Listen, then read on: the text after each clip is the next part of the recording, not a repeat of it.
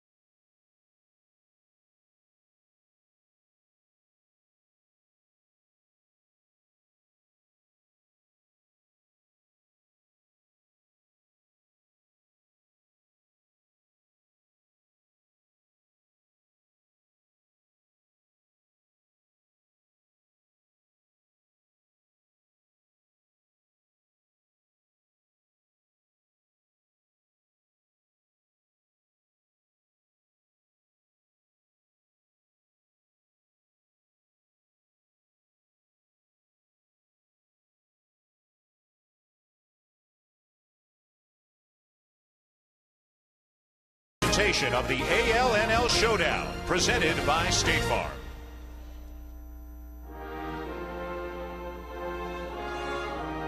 We hold these truths to be self-evident,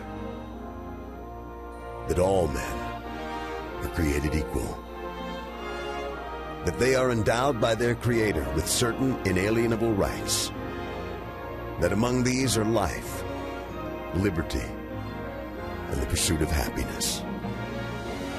And for the support of this declaration, with a firm reliance on the protection of divine providence, we mutually pledge to each other our lives, our fortunes, and our sacred honor.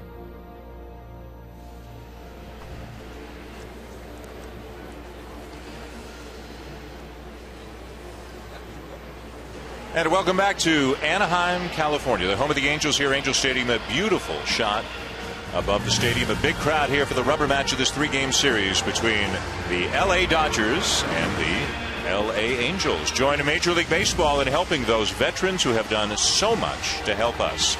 Log on to MLB.com or welcomebackveterans.org for more information on how you can make a difference. Thank you. Good for Cali to attempt loading now. The exchange of the lineup cards at home plate. Dan Iasonia working home plate for the second time on Sunday Night Baseball so far this season as we check out the Dodger lineup. Don Mattingly, his first year as manager of the LA Dodgers. It has been a difficult season for the Dodgers for many reasons, as baseball fans are aware. And one of the things, they need to score more runs. Let's look at the starting lineup that Don Mattingly puts out there tonight, presented by Taco Bell. Tony Gwynn Jr. is hot. He leads off in center field. Rafael Furcal just activated off the DL today. Andre Ethier batting third. MVP candidate Matt Kemp is the cleanup hitter. He is DHing tonight. James Loney at first base batting fifth. Aaron Miles, who has been very hot, at third base batting sixth. Trent Olchin, who has had some big moments and limited at-bats for the Dodgers, batting seventh in left field. A.J. Ellis will catch it to bat eighth. And Jamie Carroll, who is hitting .300 on the season, will bat ninth and play second base. On the mound tonight for the Angels, Oral, right-hander Irvin Santana. Well, Irvin Santana, we will know early if he's on his game by the fastball location, especially being able to keep it down. The fastball, when he gets in jams, can be elevated because he over-tries. But in his last outing against the Nationals, 12 ground outs, a career high, and you can see the home runs when the fastball gets up. That's what gives him trouble. And you can see the retro uniforms for the Angels as well. This is the 50th anniversary season of the Angels, and they're wearing throwback unis back to 1961 when they played up at Wrigley Field in Los Angeles and were known as the LA Angels. The defense behind Irvin Santana tonight. Left to right in the outfield, Vernon Wells, Peter Borges in center. Bobby Abreu is in right field. Torrey Hunter was out with an injury, hit by a pitch on the hand a couple of days ago. Alberto Callaspo at third. Eric Ibar at short. The versatile Meiser as is Torres at second. Howie Kendrick getting a start at first base tonight. Ninth time he has started there this year. And Hank Conger will be the catcher for Santana tonight. If you like a center fielder who can go get him, a fly chaser, Bobby V, then you like Peter Borges.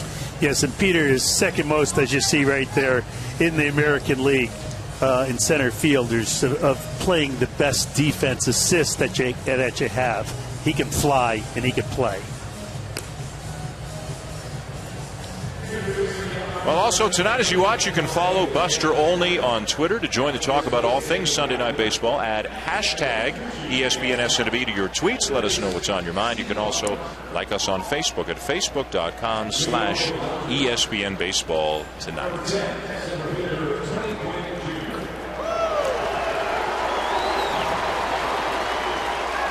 Well, we've got quite a few Dodger fans in the house, it sounds like. That was the case yesterday when we were here watching the game as well. And with some shadows in play, of course, 5 o'clock start, West Coast. Here we go. And a strike taken by Tony Gwynn. That's him in the shadows there. And Gwynn, as you can see, has been hot. So Don Mattingly's going to ride the Gwynn wave as long as he can. 101. Generally speaking, Gwynn will be in left field, Kemp in center, but Kemp DHing tonight. So Gwynn is in center, but left field has been a spot from which the Dodgers have been searching for offense most of the season. Grounder to short, backhanded to by Ibar, 1 down.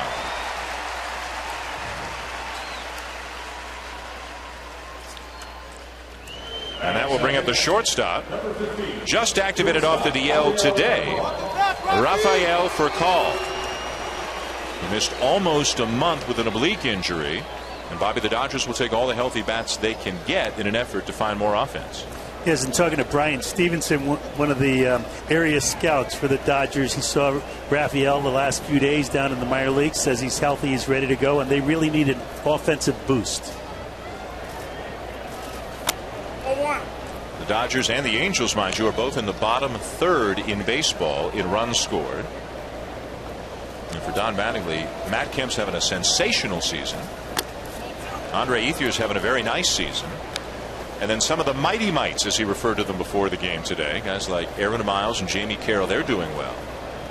But they need more help driving in runs in and around Kemp and Ethier. It's really interesting when Don Mattingly says that we're not going to put Furcal in the leadoff hole. We're going to ride the Tony Gwynn Jr. wave.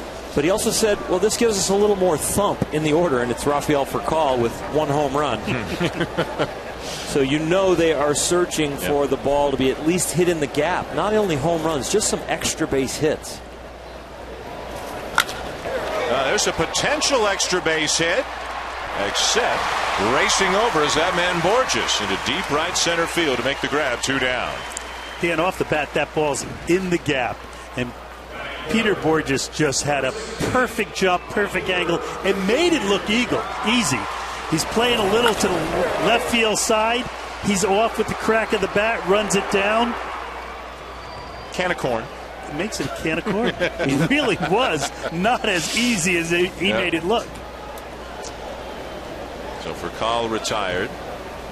2 down here for the Dodgers in the top of the first, and here's Ethier hitting .322, 5th best in the National League.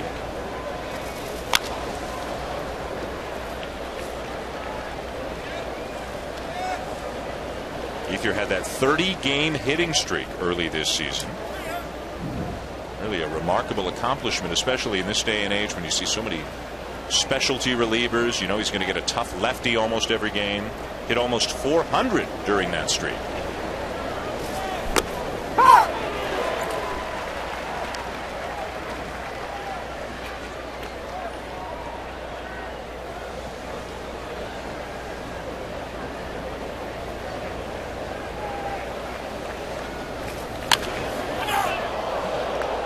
Sends a screamer foul over the Angels dugout on the third base side. Last week, when we began the game in San Francisco, the shadows were moving from behind home plate out towards the plate. This week, as we begin the game in Anaheim, they have already crossed the plate. And because of the light standards, we have a mix of sunlight and shade in all kinds of different areas between the mound and home plate. You know, Dan, baseball fields are built so that the sun sets behind home plate. Hence, when a left-hander's up on the mound, they call him a southpaw because he's throwing from the south side of the mound. I love that piece of baseball trivia. The sun's never in the eyes of the hitter, always in the eyes of the center fielder as it's setting. Although Ethier's up there with sunglasses on right now trying to combat the, I guess, the changing light conditions. Borges has him on out in center as well.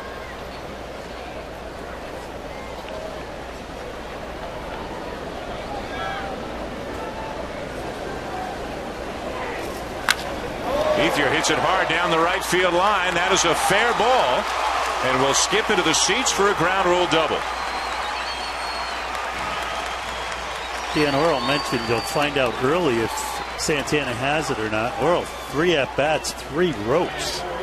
Well, you see the ball traveling from light to dark to a little bit of more light, but he is up and in the middle of the plate right now. He has always had a huge arm, but look at the challenge it is to see that ball, and when the ball starts at one height and stays at one height, even in this bad light, that makes it a little easier to hit.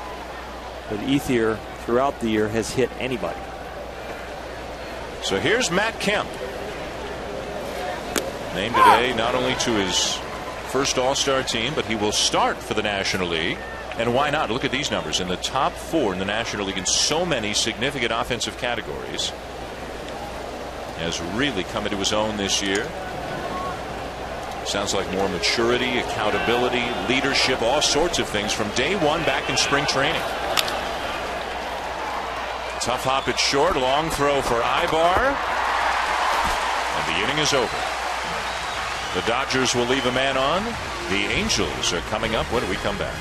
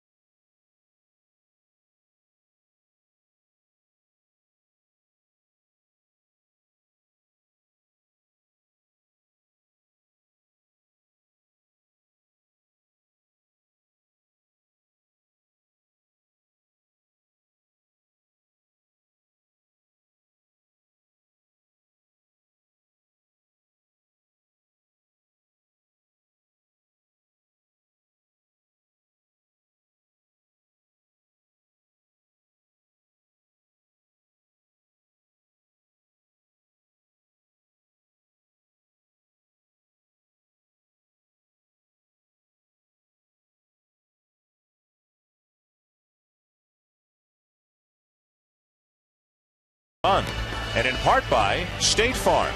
State Farm agents are there when you need them. Find an agent or get a quote at statefarm.com. Firestone, the official tire of Major League Baseball.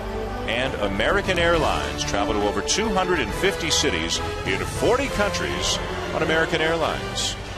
No scores. We go to the bottom of the first here at Angel Stadium. The Dodgers and the Angels. Let's take a look now at the Angels lineup presented by Taco Bell. Meiser Torres will lead it off, playing second to base tonight. Eric Ibar at short. Batting second to Bobby Abreu, gets a rare start in the outfield tonight. He's in right field. Vernon Wells, who's hot, is the cleanup hitter. He's at left. Howie Kendrick at first base tonight, batting fifth. Alberto Callaspo, the third baseman, will hit sixth. Russell Branyan is the DH tonight, batting seventh. Hank Conger, the catcher, will bat eighth, and batting ninth, a hot hitter, the center fielder, Peter Borges. Chad Billingsley's first pitch misses down and in, ball one to Meiser Torres, who has been a very steady performer for the Angels over the years. Versatile as well, can play any one of 3 different positions. Hitting .290 on the season. There's a bell tie strike, and the count is 1-1. Generally, Kendrick is at second, and rookie Mark Trumbo is at first. Tonight, Kendrick at first. Trumbo out of the lineup as Torres at second as he grounds out for out number 1. A good start for Chad Billingsley. Well, on the mound tonight, Chad Billingsley for the Dodgers. He's been a winning pitcher his whole career. Only 26 years old opening day this year, so a young man with a lot of decisions. You see those 66 wins, over 100 decisions in his life, about 18, 19 games over 500. And you see the pitchers that he is around. So he is in one of the elite pitchers of the 2006 class that debuted. Chad Billingsley, sometimes in a tough situation, will get a little too much blinders on and stick with the fastball. They want him to stay and pitch all the time. Use his off-speed stuff and his breaking ball, not just the fastball when he's in a jam. Eric Ibar is the batter, showed a bunt, and he took down and in for ball one. The Angels still play the style of baseball they've become well known for under Mike Scioscia. A lot of small ball, make contact, move runners. Little squibber toward third, charged by Miles, and in plenty of time for out number 2.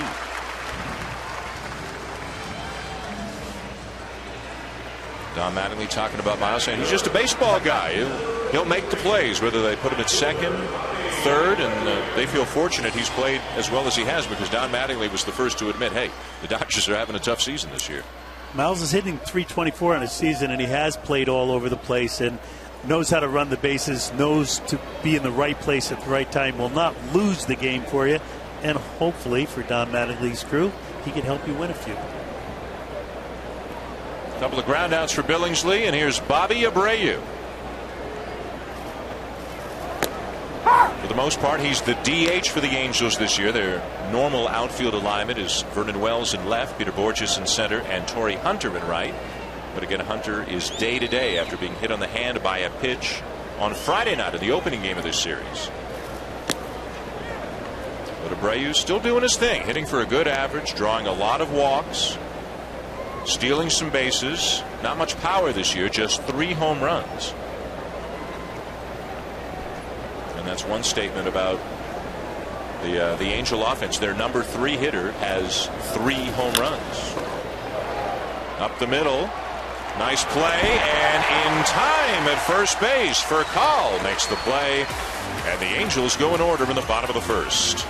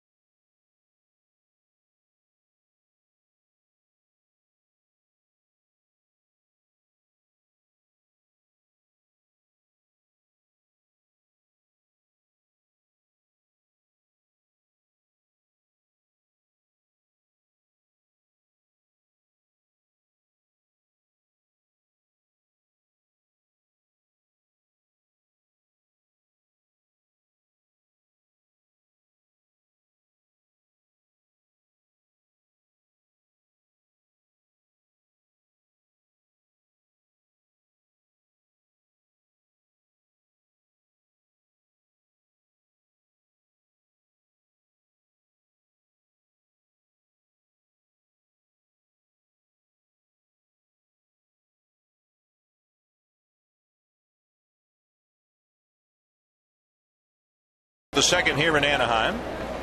The Dodgers and the Angels wrapping up this series with the Dodgers winning on Friday night. The Angels coming back and winning last night. Irvin Santana on the mound for the Angels tonight, and leading it off for the Dodgers here in the second, their first baseman, James Loney. First pitch swinging, a liner into right field. That's a base hit.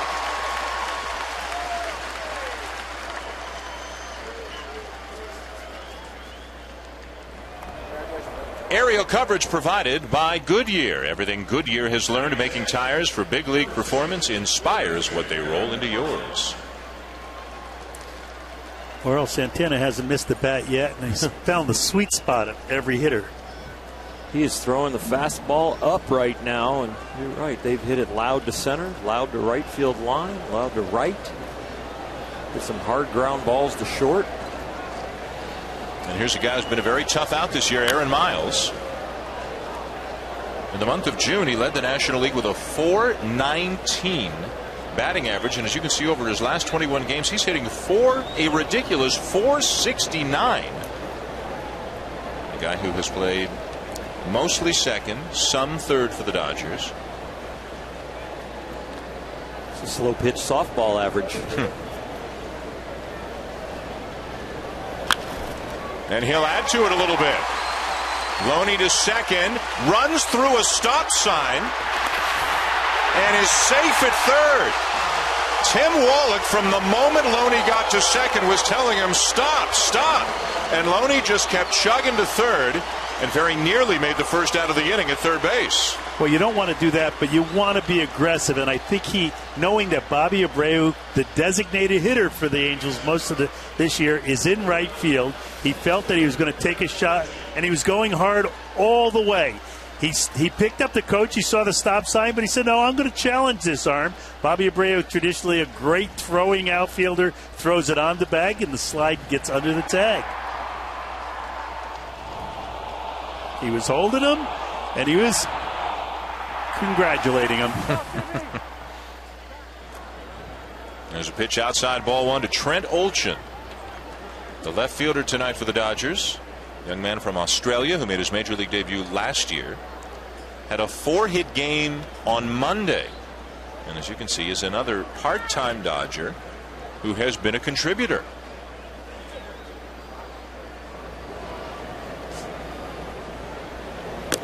Down. Ball is low. 2-0 the count. So Loney at third.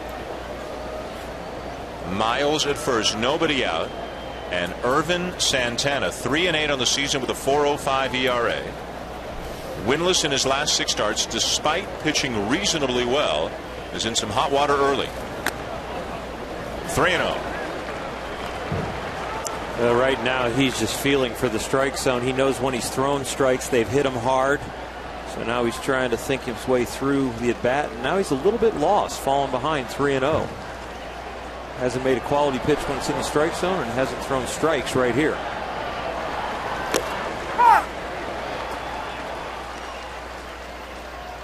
The starting pitching has been the strength of the Angels this year, led by Jared Weaver, Dan Herron. But Santana, as you mentioned earlier, Oral, a 17-game winner last year. They expect a little bit more than they've gotten in the first half from him, although again he has been characterized as pitching in some tough luck this year. He won 17 games last year, and his ERA right now is only 0.2 higher. He's just barely over 4. He was around 3.92 last year, winning 17. So a lot of the support issues fall on his teammates right here, but things can spiral out of control when they haven't given you much support, and then one of your bad games creeps up. Angels thinking that maybe Miles might be running from first as Santana steps off to drive him back. Well, since he hasn't had a swing and miss the entire game, I think that Don Mattingly's going to have him going with no outs. You can see up and down, hot and cold for Santana the last 5 years. There goes the runner from first. Swing and a miss. Throw down. Safe at second is Miles.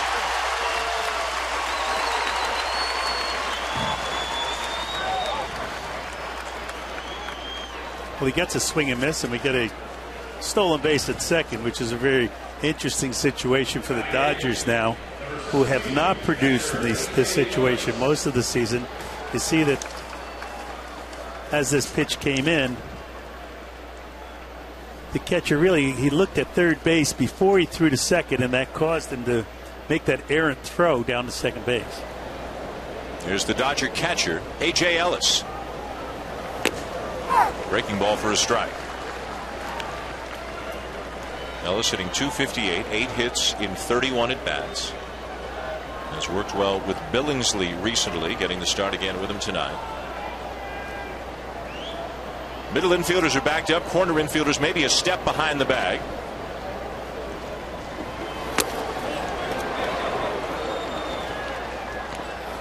Boy, for a team that struggles to score, like both of these do, but in this case specifically the Dodgers, Bobby, you've just got to get something accomplished this inning, right? If you're anybody wearing that road gray uniform, just have a good feeling when you get back into that dugout. You've got to get a ground ball to short at worst here, and a base hit to the outfield at best. Good hard slider again, 1-2.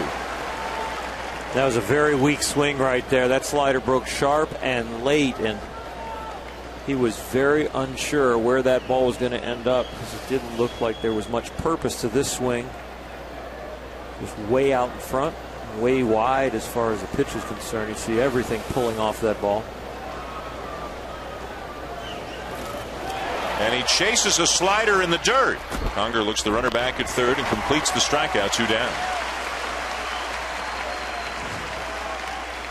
I think it's a very good call here to come back with the breaking ball. As much as he missed the last pitch, there's no sense you needed to set this up to try and find a strikeout. You just make this breaking ball look like a strike, get the bat started again, and you see how much he missed that ball by. There's the fact that just make it look like a strike, get him to swing, and then the ball could have ended up anywhere as long as it was a ball.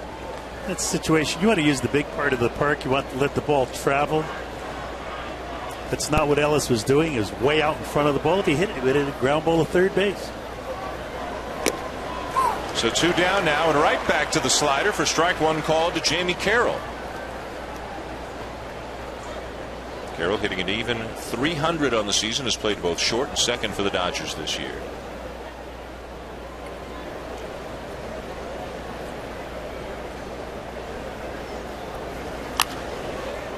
The Dodgers are threatening to let a golden opportunity early in this game slip through their fingers. James Loney began the inning with a base hit and came around to third on a single by Aaron Miles, who then stole second as Trent Olchen struck out. But after Olchen struck out, A.J. Ellis struck out. So now second and third, but 2 down as Santana battles back. Carroll's hit for a very good average this year, but he has 8 RBIs and 260 at-bats. He's not the guy you want up there right now. Well, Santana against the righties, Orel's fallen in love with that slider right now, and he's getting good results with it. Well, the fastball is the ball that has got him into a jam. He's not had good location with the fastball. It's been for a strike, but it's been up. They've hit it hard, and I think it's real smart that they start pitching with another pitch to get out of the jam.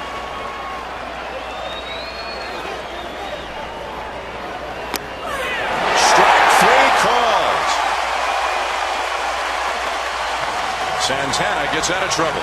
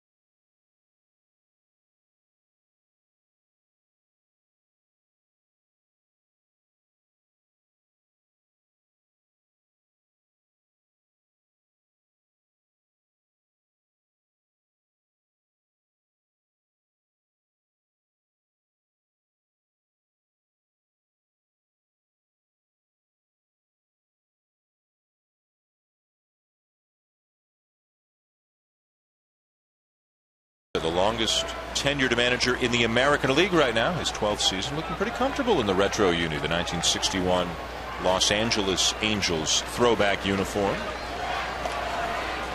They played up in LA for a few years in 2 different ballparks before this ballpark opened in 1966. Eventually became known as the California Angels. As Vernon Wells begins the inning. Another great blimp shot of a ballpark that one Bobby Valentine once called home during his big league career. You were a California Angel. I was indeed. And a Los Angeles Dodger. I was indeed. Played a couple years for both teams. Didn't play as well as I'd like. Broke my leg in this ballpark. As a center fielder? Playing center field. Yeah. Trying to catch a home run. The ballpark still affectionately known as the Big A. What year was that, the injury? 1973, the year of our Lord. It's a long time ago, Dan.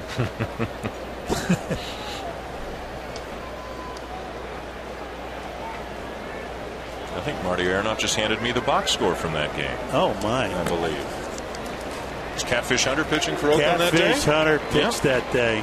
I was in a slump. I was leading the league in hitting for a while, went down below 300, got over 300 that game with a base hit, and then kaput.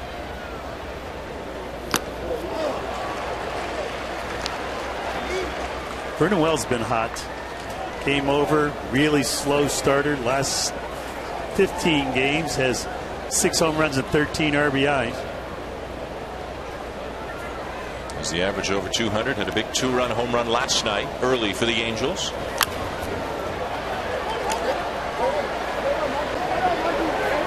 Mike Scioscia saying at the beginning there was no health problem for Vernon Wells, maybe just trying too hard, trying to accomplish everything he can accomplish in every swing, whereas now he looks relaxed. The swing is a little more fluid, easier, and the results have been much, much better.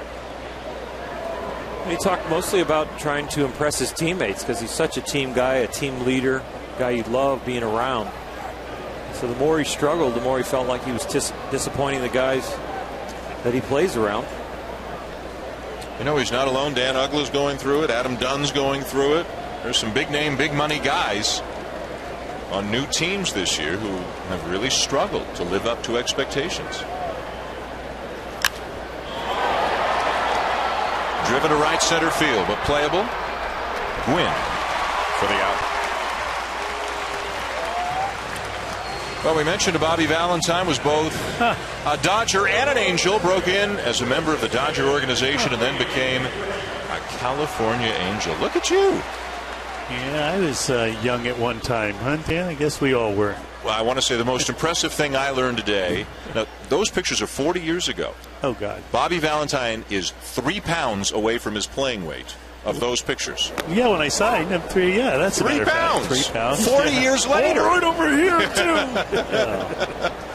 We saw Tommy Lasorda for lunch this afternoon. He was my first manager when I did sign in 1968. Up the middle, that's a base hit for Howie Kendrick, who was named to the All-Star team today. Did Tommy have some good stories? Oh, golly, he always has good stories. He's got so much energy.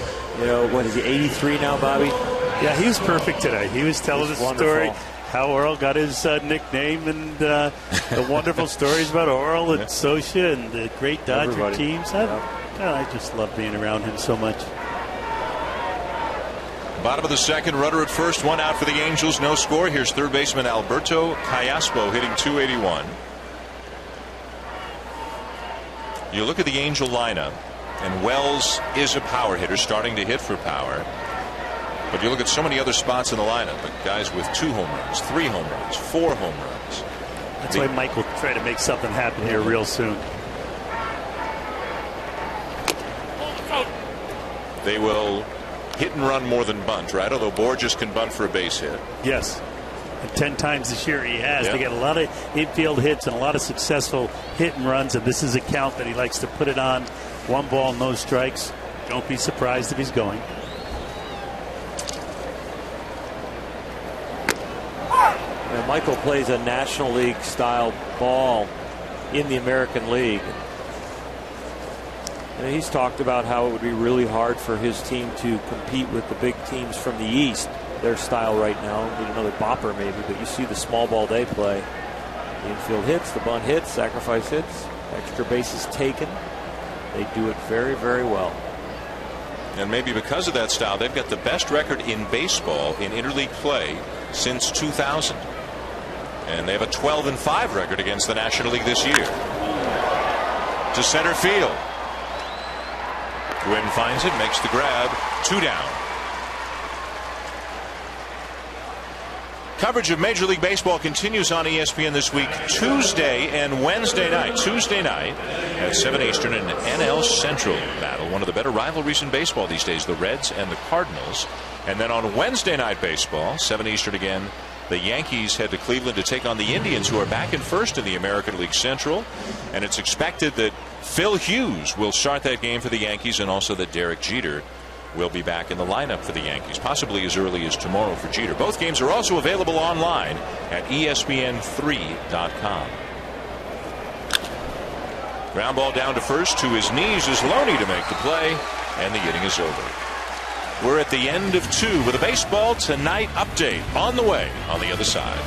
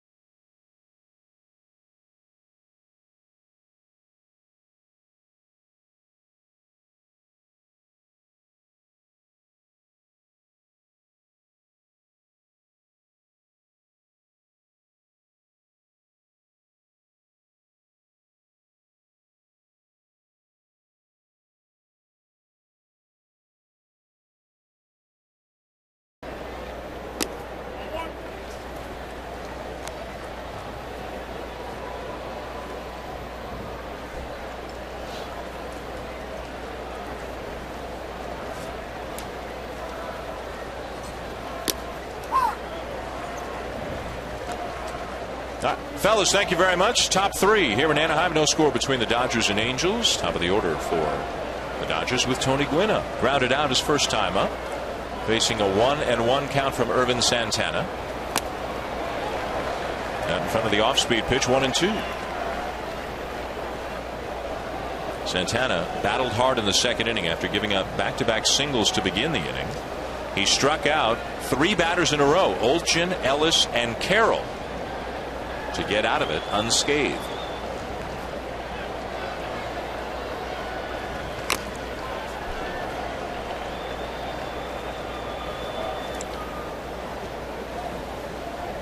Tony Gwynn says, well, if nobody else is going to go get that baseball, I'll go get it myself. Walk off a little pain while I'm at it.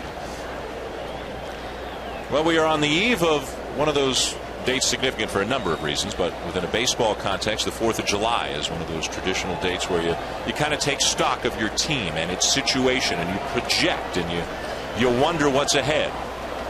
Did he go? Yes, he did. And there's no throw down to first by Conger, who must have felt he didn't trap the ball. Mike Scioscia's going to come out and argue, and we may have quite a scene here. Conger was getting ready to fire the ball down to third to start going around the horn.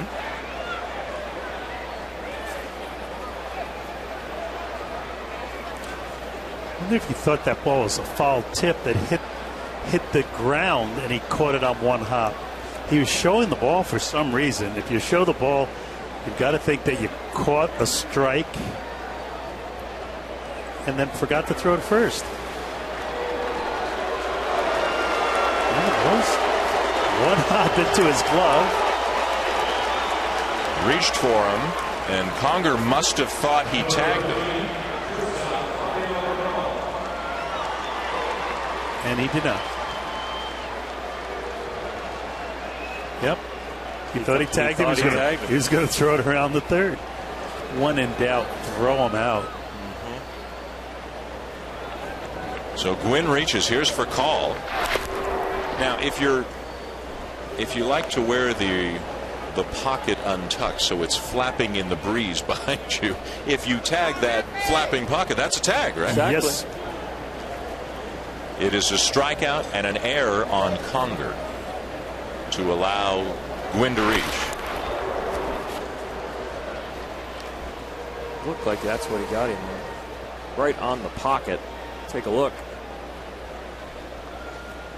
Yeah. It's hard to tell, but when in doubt, throw him out. Yep. Yeah, it looked like he still had time to make the throw after it became obvious that Dan Iassogna had not called a tag. But Conger just kind of froze in the moment and didn't complete the throw.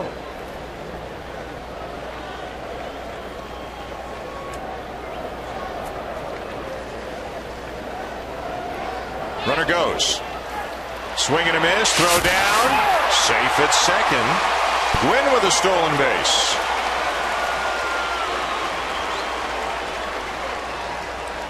We saw good aggressive base running in the first inning by Loney going over to third, and that was an assist Davey Lopes. And this stolen base once again is an assist. First base coach Davey Lopes went over and told Tony Gwynn, look at that front knee, get a good jump. He was looking at that knee. He got a great jump, a very good slide, and he's safe at second.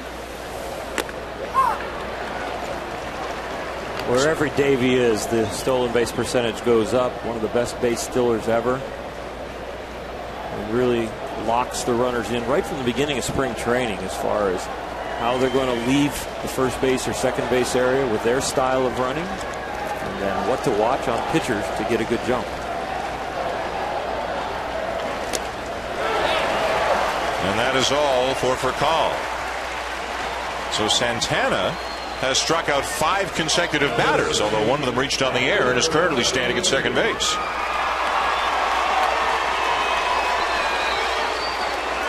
So if he gets 10 in a row, is that a record? Sure. I would think. I think so. I would think. Yeah. He's halfway there. Gwynn at second, one out. Here's Andre Ethier, who hit a ground rule double in the first inning. In the books for Santana, it is a strikeout of Gwynn, although the error on Conger allowed him to reach. Meanwhile, another run at a record ended today. Cliff Lee finally gave up a run. His scoreless streak snapped at 34 innings. What record was he chasing? Orel Hershiser exhales deeply. Actually, you didn't seem that worried at our meeting this morning. Bouncer to second. 2 down as the runner takes third. What's the closest somebody's gotten to 59 since you said it? Do you know? Is 34 it? I don't know. I'm thinking, I don't really know. I know Brandon Webb had a real long one for a while. I know Eric Gagne had a long one with the Dodgers as a reliever, and then he had a save record. You think he really doesn't I really know? don't. No, I really don't. This is the first time you got a little. No, you know what? I had my day in the sun. I actually hope for baseball somebody goes and takes a shot at it and breaks it. Why At not? It'd be least great gets for close. baseball. Absolutely. Yeah, it'd be great. I think that's why I turned to Bobby in the meeting, and I said, Bobby, I hope somebody gets close. And Don Drysdale was there for you, and you'll be there for the guy who goes after your record. Don taught me how to treat somebody who breaks a record if it's yours. He was there broadcasting. He came down and did the post-game interview during the game because it went 12 innings, and I had to go 10 of them to get the record, and Don was a perfect gentleman. Wonderful.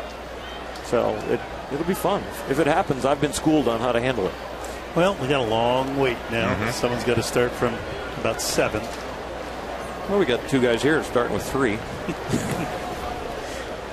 And it's amazing here, Don Mattingly before the game talking about James Loney and how he hasn't been able to produce runs and hasn't been able to drive anyone in. And Matt Kemp has been so proficient at driving the runners in, and he's batting twice in this game thus far, runners in scoring position. That's the first ball that he's been thrown that almost got by the catcher. And it seems like the Angels just are going to try to go after Matt Kemp, and I think they might pay for it. And that slider was not where it was intended to be, or that one was right down the middle of the plate, it looked like, when it was supposed to be down and away. Yeah, it was fortunate for the Angels to be so far off speed. Matt was out in front of it, and he fouls it off of his foot. His instep of his front foot, it looks like. Oh, almost off the ankle. It doesn't feel real good, Bobby. As a National League pitcher, I got the feeling of that a few times. I know you a lot more than me. When you have the statistics that he has, you don't feel that. You're playing, you're enjoying the game. That doesn't hurt. Lays off the down and away slider. 2 balls, 2 strikes. 64 RBIs, 3rd in the National League, and a very solid .325 batting average with runners in scoring position this year for Kemp. Wins at 3rd with 2 down, no score, top of the 3rd inning.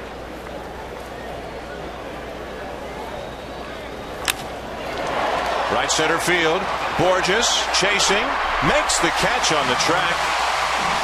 Inning over. Santana gets out of it again. Scoreless going to the bottom of the 3rd.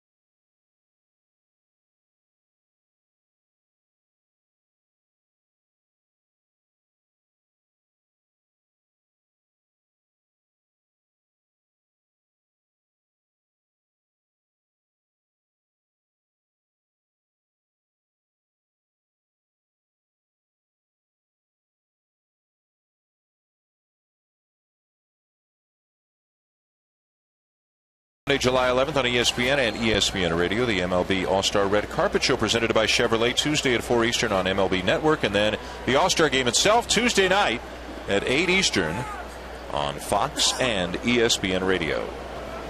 Bottom of the third, Dan Schulman, Oral Hershiser, Bobby Valentine. Buster Olney is with us as well. There is no score between the Dodgers and Angels, wrapping up this 3-game series and wrapping up interleague play. Jeff Mathis, I mean, he's got a serious sugar craving right now, working over the gumballs. Well, they had a lot of these around. Mike Scioscia's desk was full with little things you could reach into and take a little something out.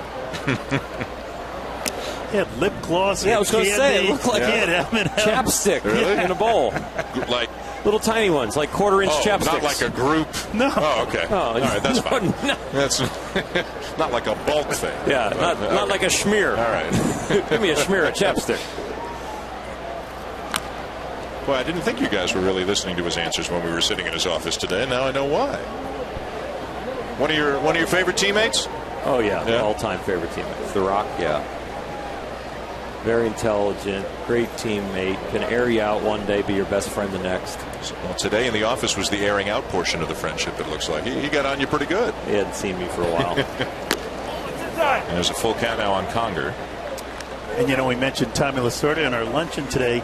Mike was Tommy's pick to be the Dodger manager. Mm-hmm. He was being groomed by Tommy Lasorda to be the manager there. Instead, he's down the freeway 50 miles. It wasn't Tommy's decision to send him away. Conger draws the leadoff walk. Well, back in the 80s, one of the best combinations in baseball. The Bulldog on the mound, Mike Scioscia behind the plate. 189 times they took the field together with Oral as the starting pitcher and Mike Scioscia as the catcher. And, of course, the height of their success together, 1988, when one of the more improbable World Series winning teams that we have seen in our lifetime, led by Oral Hershiser, with Mike Scioscia. There's Tommy Lasorda, who managed that team. Mike Scioscia told a great story today about Game 7 of the National League Championship Series. The Dodgers are up 6-0 on the Mets, 2 down. They're 1 out away from the pennant. Lee Mazzilli is the batter. Runner gets on somehow, and you want to. I hit him. You hit him. That's right. You instead of throwing a two-seamer, you threw a cutter. So Scioscia's in a bad mood when he gets to the mound. Borges shows bunt, takes a strike, 0-2. And Scioscia comes out to the mound and says, "What are you doing? You fill in the blank, fill in the blank." And you said, "I got an idea. Why don't I go from the windup? We'll pitch out at the last second." Pick him off. Yeah. Or Mazzilli's going to try to take second, right? Defensive indifference. We'll get him. We'll trick him, and we'll win the pennant that way. And Scioscia said, "Are you out of your mind? Just go back there, throw me your fastball." And 3 sinkers later, the Dodgers won the pennant. Can't you guy just have a little fun every once in a while? And he did pitch out of the windup, and Mazzilli did steal second base. Yep. 189 starts together, more than half of Oral Hershiser's starts with the Dodgers. 81-64 with a 2.85 ERA with Scioscia behind the plate, and one of the best ERAs by a battery, a pitcher-catcher combination, since expansion in 1961. Mike Scioscia's having as much success as a manager as he did during his playing days. If I didn't play so long, I would have got a chance to be his pitching coach. They called when he got the job here and asked if I wanted to interview for the pitching coach job, and I said I still want to pitch. I kept pitching. I went and pitched for Bobby Valentine. Yep. Won 13 games, got to the playoffs, had some fun. Yes, we did. A lot more fun than being a pitching coach. Swing and a miss, and Borges has gone 1 down. What made Mike Scioscia such a good catcher? Attention to detail, remembering every at bat. His memory was fantastic as far as what we did from batter to batter. You could just really become a brain dead heaver almost and just get out there and just throw what he put down. And then he was very good at correcting what you threw. If you threw it, but threw it in the general vicinity, but not really in the exact vicinity he wanted it, he'd critique you and make you better. You know, one thing they say about major leaguers is no matter where they are in the field today, they were probably all shortstops or center fielders when they were kids because, they were the best athletes on the field. I can see Scioscia as 5 years old strapping on the gear and getting down behind the plate, being a catcher his whole life. He's a highly involved manager. He was a highly involved catcher. We used to call him Mike Sociable. He'd come out to the mound so much.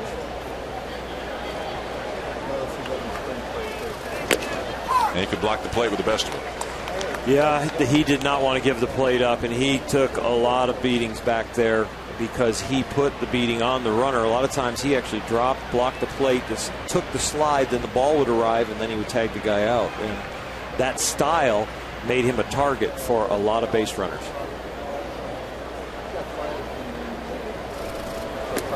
Two balls and a strike. Here are some of the more violent collisions that Mike Scioscia was involved in during his days as a big league catcher. Oof. That's Norm Charlton there barreling into him. And the Jack Clark one was the one where he got the worst of it, right? Knocked him out. He was out for a minute or so. Runner goes. Ground ball to short. In time at second and on to first, double play. Hank Conger's having a rough night so far as the Dodgers turn to double play and come off the field.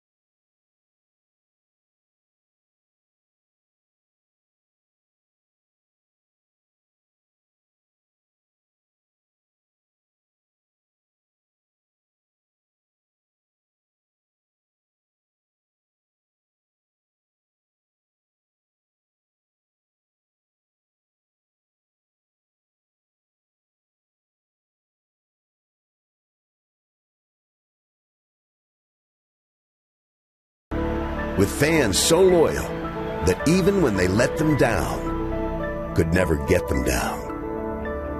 They've broken barriers, broken hearts, broken records. But now, a team that once did the unbelievable has done the unthinkable. They've taken a loan out on loyalty, broken the bond with community which for so long defined them. But through it all, Dodger fans still bleed blue and cheer for the day when their franchise can be proud once again. As difficult as it has been for the Dodgers on the field this year, that pales in comparison to what the Dodger fans feel they have gone through with the off-the-field circus that has enveloped one of baseball's cornerstone franchises.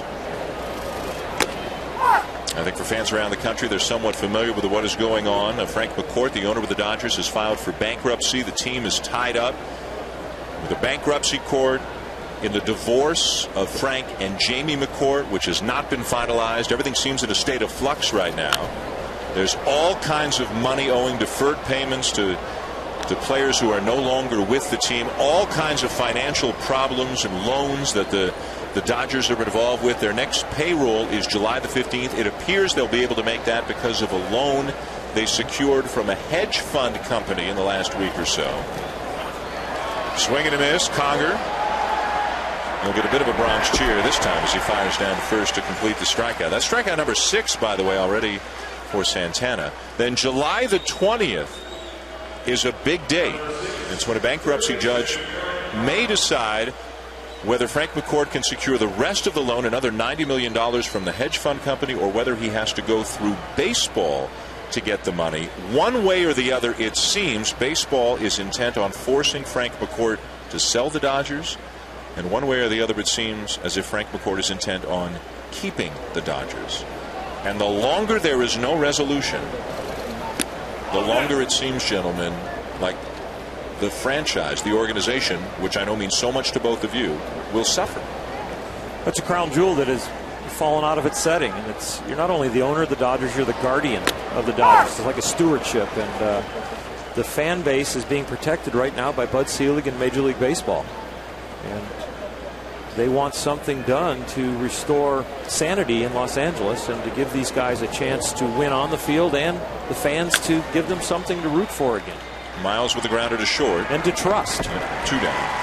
And I know, and I should say, and we've talked about this before, so this is not disclosing anything new, that Orel is a part of a group along with Steve Garvey that is interested in acquiring sports assets which may be for sale. The LA Dodgers are not currently for sale. And I know what you said comes from your heart as a former Dodger, not as somebody who may one day have an opportunity to become part owner of the Dodgers, right? Well, since the filing of the bankruptcy, people believe that maybe someday the Dodgers will come up for sale. And there are a lot of people that are going to come out, I think, that would love to buy the Dodgers because the Dodgers are so well loved. And this is a great, great franchise with a great history.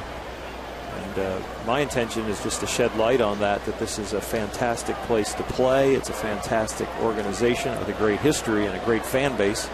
And the pride needs to be restored.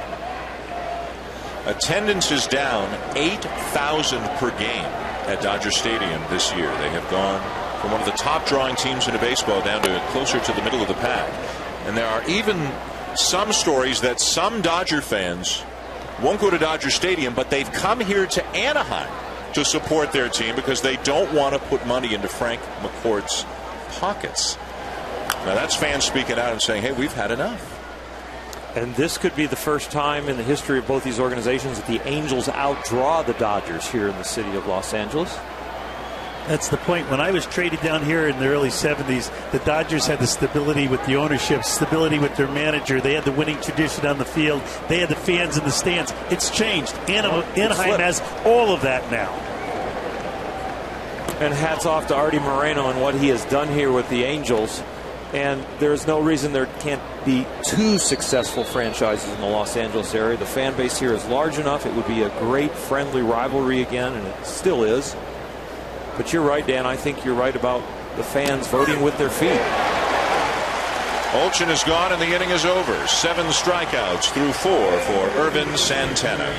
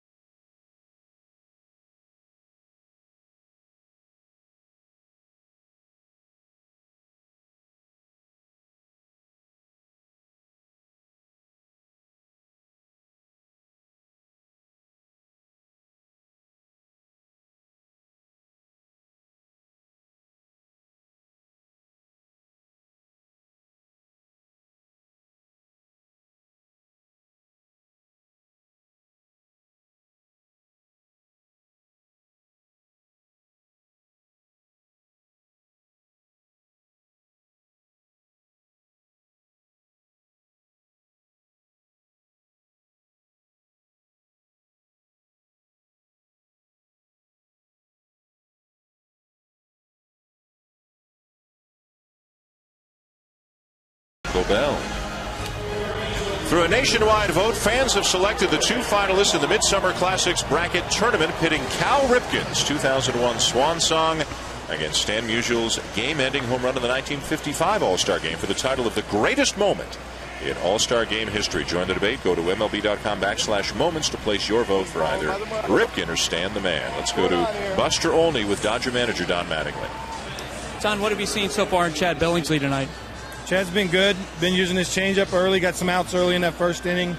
Been using the breaking ball enough to keep him off balance, and only walked one guy. So keep those rabbits off the bases. Now, earlier today, Matt Kemp found out he's going to be an All-Star. What has he meant to your team?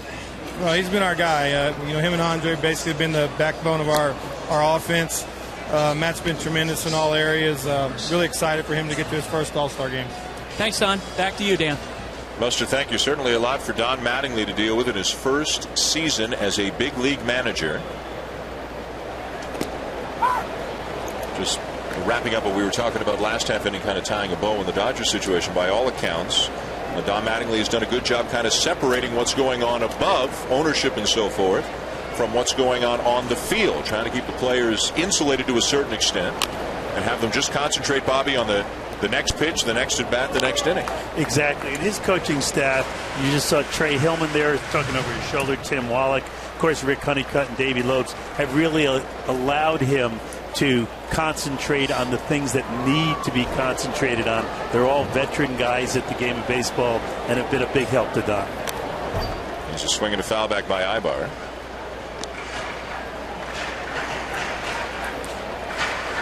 Tim Wallach, who was the AAA manager, interviewed for this job when Don got it. Some people thought he was going to be a reluctant coach, but he's done a fabulous job as third base coach, a really great baseball guy.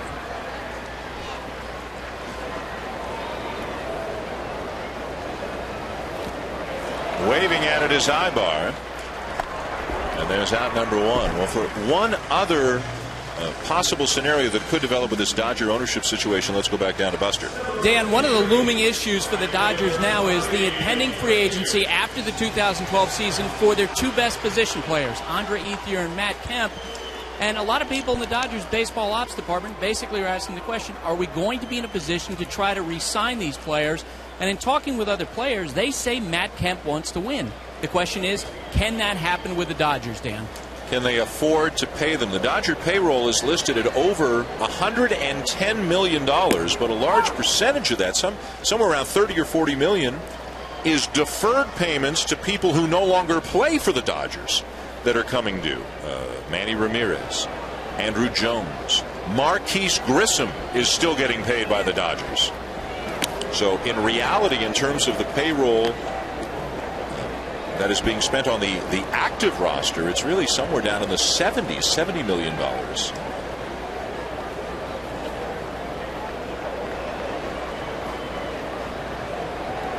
Bobby Abreu, the batter. And there for a strike, the count 1-2. And then the stewardship you mentioned, Tom Schiefer, who was the president of the Texas Rangers for about 10 years, 5 of them when I managed down there, is now trying to help out with this transition situation. And remember, in Texas, when there's a bankruptcy,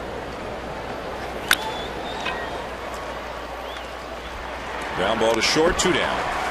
That everyone was worried about payroll and what the team was going to do. They're in bankruptcy. Oh my gosh. Well, what they did is they went out and got Cliff Lee. They got Molina behind the plate. They won a championship and went to a World Series. So I don't think the fans nor the players have to panic in this situation because there's a bankruptcy proceeding.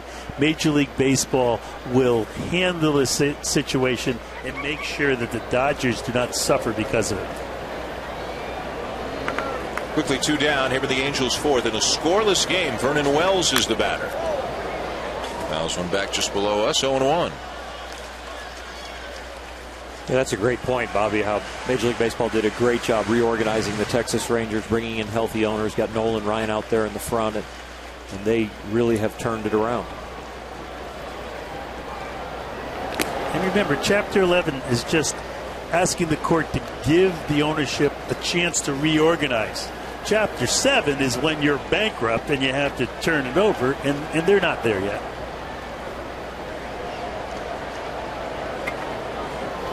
Ooh. Crushed, but foul. Vernon had an excellent swing at the high fastball. He followed it straight back, and then on a slider was just out in front of this ball.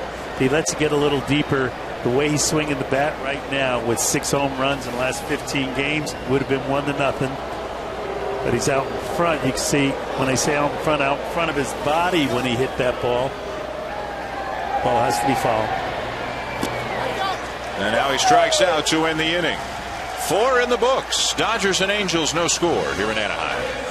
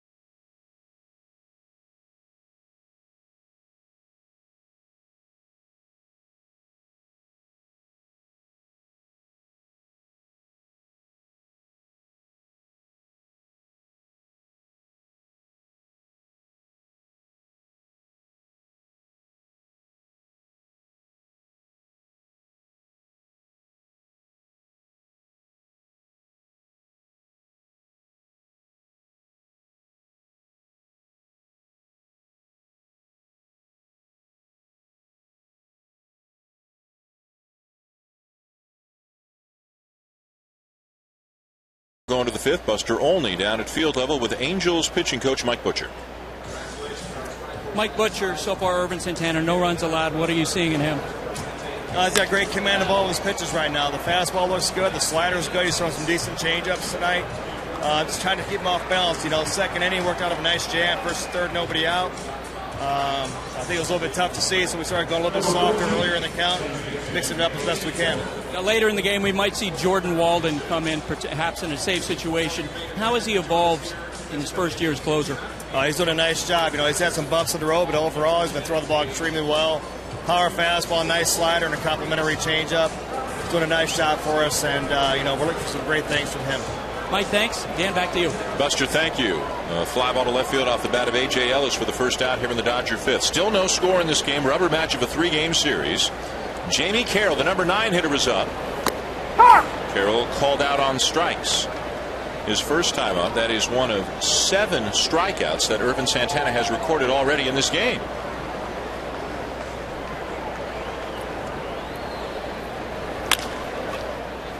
Weekly hit ground ball to short. Charging Ibar, 2 down.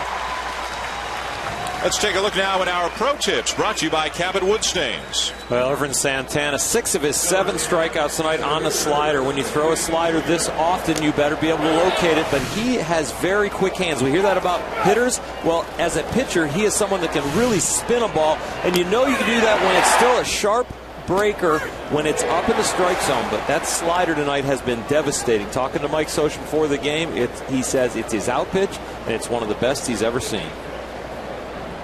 Season high is 9 strikeouts for Santana, 7 already tonight. Here's Tony Gwynn. Pulls the bat back and he takes a strike. Wynn has grounded out and also struck out and reached on an error when Hank Conger, the catcher, on a pitch in the dirt, thought he had tagged Wynn. Gave up on the play. Wynn went first and Conger didn't throw.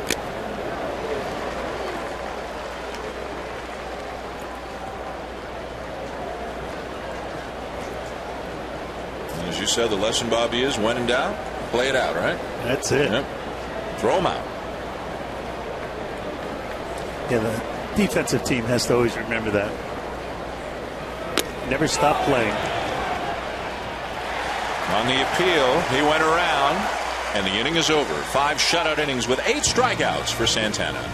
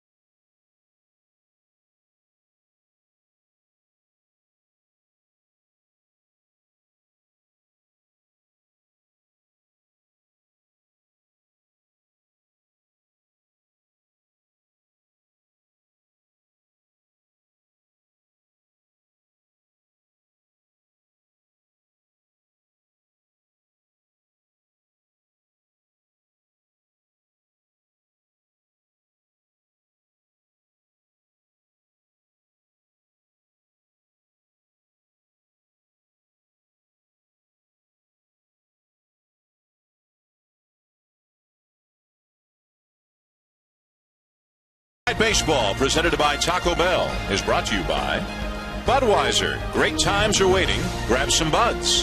And PNC for the achiever in you.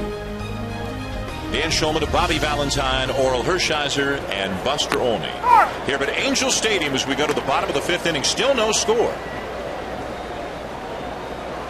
Howie Kendrick is going to the All-Star game.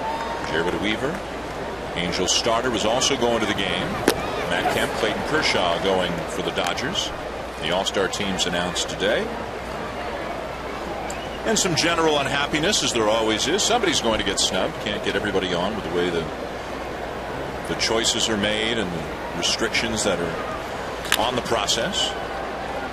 For Call, backs up, and a strong throw to get him by a step. Speaking of the All-Star game, Monday, July 11th, the State Farm Home Run Derby, 8 Eastern on ESPN and ESPN Radio. Tuesday the 12th at 4 Eastern. The All-Star, MLB All-Star Red Carpet Show presented by Chevrolet on MLB Network, and then the game itself at 8 Eastern Tuesday night on Fox and ESPN Radio. Each All-Star team will have 34 players. There is one spot on each team still left to be decided. You can vote online. 5 players in each league eligible for the final spot on the All-Star team.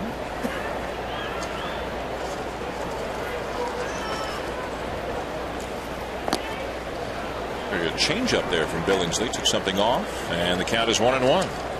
They have really been working with him to not get cutter happy, fastball happy, especially when he's in a jam.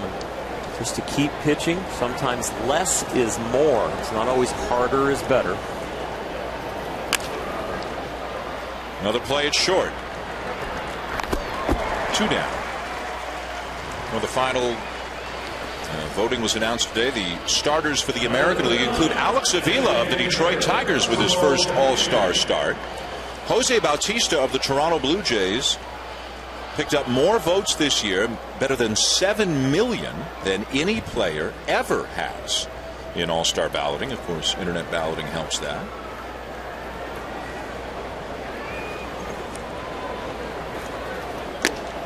Quickly 2 down, and the batter is Russell Brandon.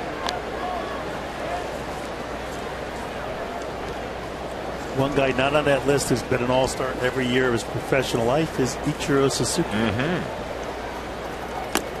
And not named as a reserve, not one of the last 5 eligible to be voted on, so it looks like Ichiro's not going to the game for the first time. Maybe they'll bring him to the home run hitting contest. That'd be great. See a final of Ichiro and Prince Fielder or something like that. The National League starters for the All-Star game. Brian McCann is starting for the first time. What a year that he is having. And Milwaukee well represented. Prince Fielder, Ricky Weeks, and Ryan Braun all in the starting lineup, along with, as we mentioned earlier tonight, Matt Kemp of the Dodgers. Fans did a great job of selecting these players on their vote. Terrific job. I agree with all of them. Andre Ethier, as Brandon has drawn the walk. Ethier is one of the last 5 players on the National League side eligible to secure that last spot on the team. You can vote online at MLB.com. He's on there with Todd Helton, Ian Kennedy, Mike Morse, and Shane Victorino. One name, by the way, that is nowhere to be seen, and everybody loves talking about snubs on this day, that is nowhere to be seen on the National League side, not on the team, not one of the 5 guys eligible, is Andrew McCutchen of the Pittsburgh Pirates, who's having a terrific season for a team that's playing very, very well. Won again today. Very exciting player. The team's over 500. It's mainly because of his leadership and his presence. Only 45 RBIs, hitting under 300, but an Oaks over. There's a broken bat, soft liner caught out at second by Carroll. Conger is retired and the inning is over. 5 in the books, no score. Baseball tonight when we come back.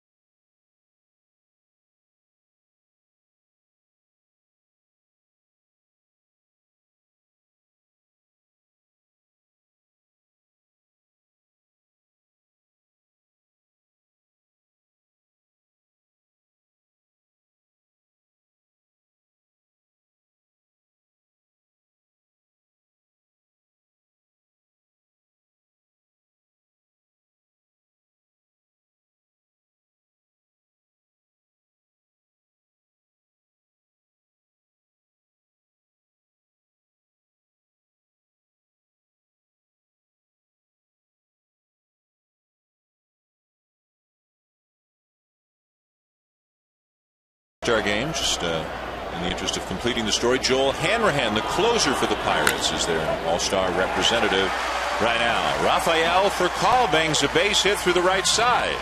And the leadoff man is aboard for the Dodgers in the 6th inning of this scoreless game.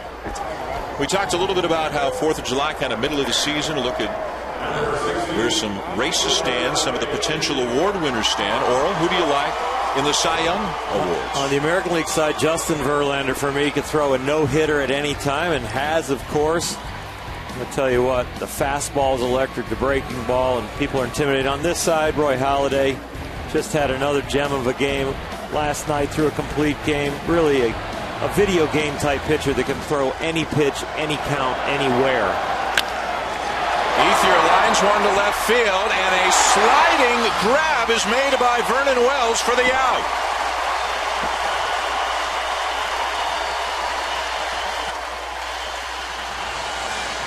What a very good play for an ex-center fielder converted to left field. And the left-handed hitter slicing this ball. He gets a good jump, comes with a backhanded slide, knows he catches it and comes up quickly. Here's the slide, the backhand, ball in the glove. Showed it to the umpire, did a fabulous job of that. But that was all about the jump that he got on that ball and understanding the ball was going to tail away from him off of the left-handed hitter's bat and went to the spot and made the catch. Torrey Hunter, when healthy, in right field for the Angels. Was hit by a pitch on the hand a couple of nights ago. So they've got 12 gold gloves, 1 in center field, that are now playing on the corners, 3 in left and 9 in right, to make room for young Peter Borges in center. They've got an outstanding defensive outfield. Even though Hunter and Wells are getting a little bit older, still a great defensive outfield.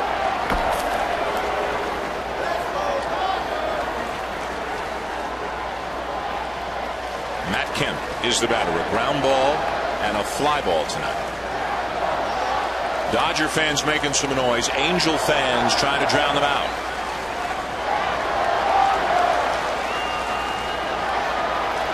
Pitch out. Nothing doing. Mike Scioscia thinking even with Matt Kemp at the plate that Don Mattingly would try to create something. I think what needs to be created here is an extra base hit, and they're so hard to come by with this defensive outfield of the LA Angels. In the outfield, the Angels play Kemp to hit the ball the other way. 1-1. Well, not only with the outfield, but this Santana on the mound's only had 2 base runners in the last 15 batters. 1 reached base because they didn't tag him out when he struck somebody out. Got off to a rough start. 3 hits in the first 7 batters, but since then has been dominant.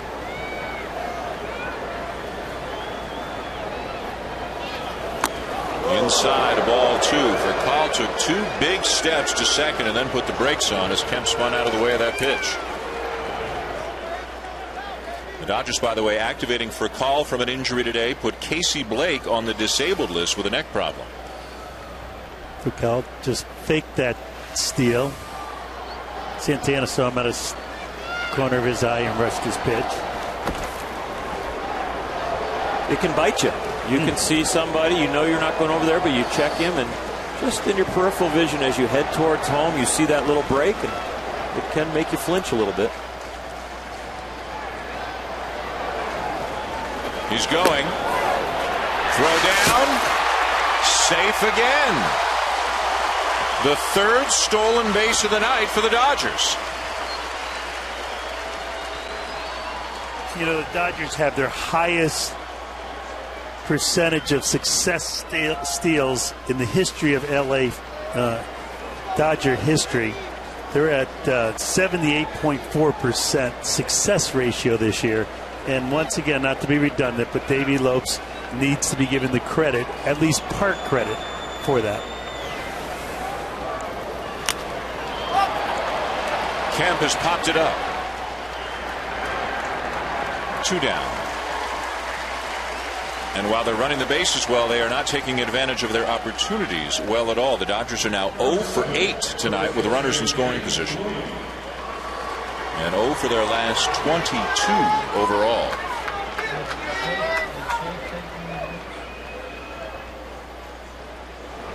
It'll be up to Loney. Not a big power hitter at all, especially for a first baseman, but a guy who in the past has done a nice job driving in runs, averaging just about 90 RBIs over his last 3 years, but he's got only 28 so far this season.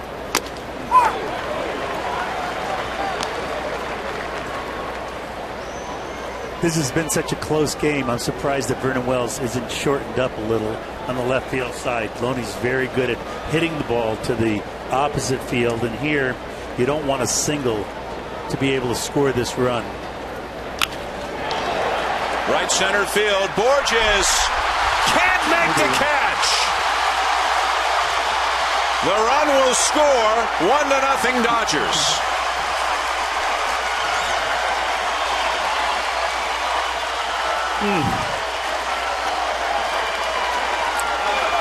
Somehow his speed caught up with that ball, Laurel. He overran that ball. I think he really exploded through it. The ball hit him right in the pocket of the glove and fell out. It's a great jump, and he was so fast and got over there so well that he's actually in between. Do I run through or do I dive? And as he dives and he loses his balance because he loses feet, he can't adjust enough to pull the glove back. And so he just catches it on the glove and not in the web. And he knows he's thinking through it because he catches everything. It goes as a double and an RBI for Loney. Earlier in the inning, a nice catch by Wells. Borges just racing, giving it everything he had into right center field. Off the heel of his glove, Loney with an RBI double, and the Dodgers have the first run of the night. Now, he'll call that a double, but he'll apologize when he gets back to the bench to Santana, saying, I should have had that. And as Butcher went out to the mound, it was to make sure Santana doesn't lose his focus and think that that's the third out or be upset with his teammate. Just concentrate, try to get this third out. The batter is Aaron Miles, a base hit and a ground out. And again, a very hot hitter.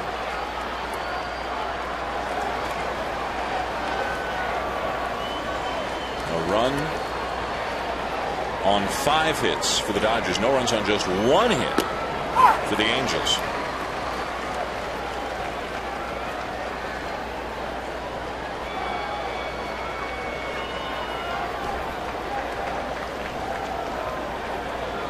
Borges had to deal with this last night as well. Some flies or gnats or something swarming around out on the outfield. This was a problem for him last night. He's having a conversation with those gnats too. I think he's talking to himself. One of the theories maybe about why they're having some problems in that regard here is they had to resod the entire field before this homestand. U2 played here. U2 single-handedly changing Major League Baseball as we know it, one stadium at a time. Affecting Florida, Oakland, and now here they had to resod the entire field. Did it just before this homestand began. And you can still see some dirt and so forth kick up when the ball is hit off the grass here periodically in Anaheim. You wouldn't know it to look at. It looks beautiful. There's ball 4. Miles draws the walk.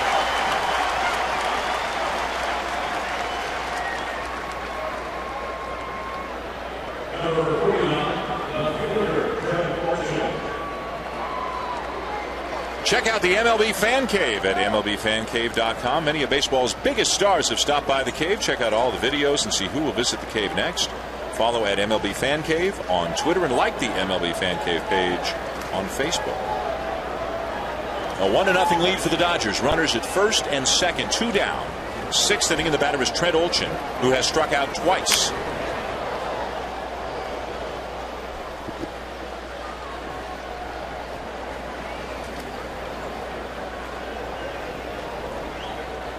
The big hit, the RBI double by James Loney. A diving attempt at right center by Peter Borges off the heel of his glove, dropped to the grass. And in to score on the play, Rafael Furcal.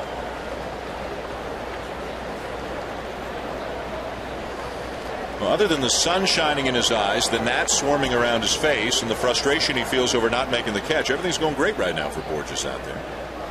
He knows he should have caught that ball. Laurel's right. His speed was a little too much for the angle of the ball.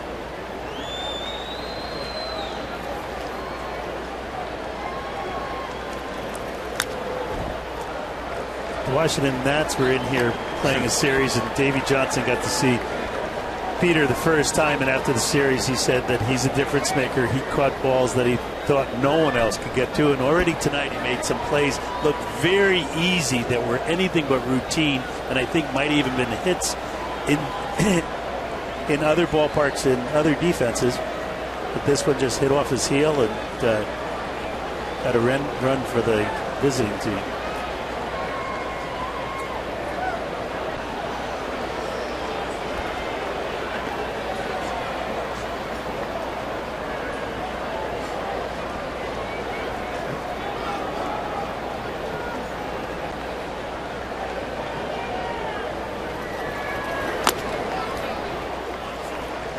One and two, the count on Olchin.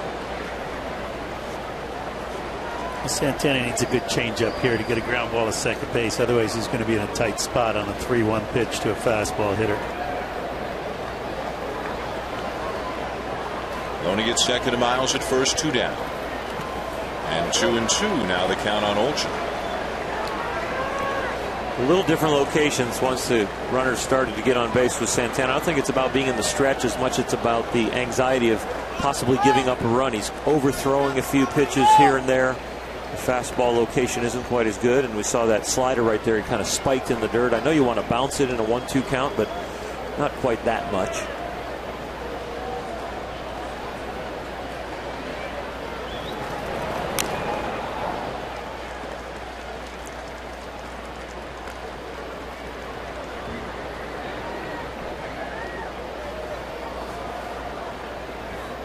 The Dodgers at the moment 37-47. They are in last place in the National League West. They're Talking to Tom Padres. Yeah, I'm sorry, Dan. Yeah. Talking to Tom Mattingly before the game, he says they played as though they should be in last place. The Giants, the leaders in the NL West.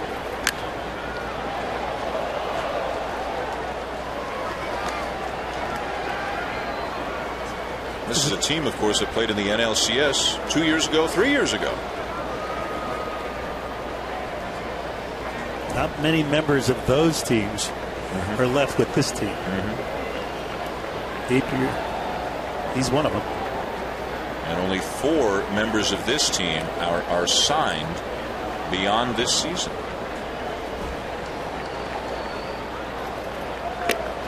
Full count.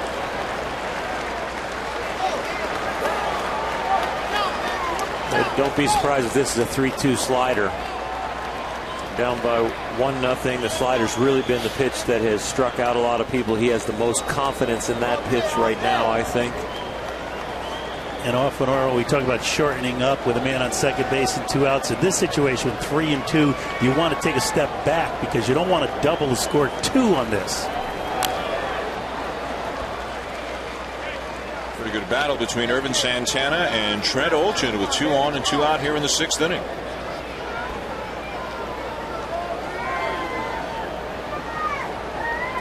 Loney back to second. Miles heading back to first. Well, we saw the 3-2 slider was a slider the last pitch. 84 miles an hour. Feels good in his hand for the 1. I think it'll feel good in his hand to do it one more time. Exactly. That catcher just reminded him that we don't have to get this hitter. We still have someone on deck that will be an easier out than this one.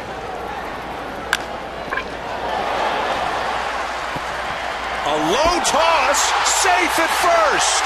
Oh, what a mistake by Santana.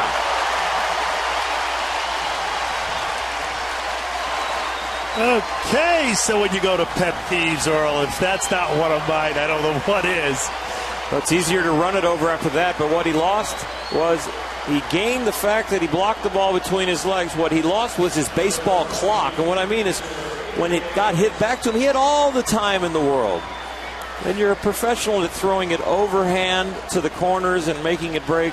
Well, if you're going to underhand it, you better keep moving and get close to first base. Well, but my pet peeve is that for 40 of 45 days that they're in spring training, pitchers take PFP, and never once do they underhand the ball to the first baseman. Not once. So the bases are loaded for A.J. Ellis.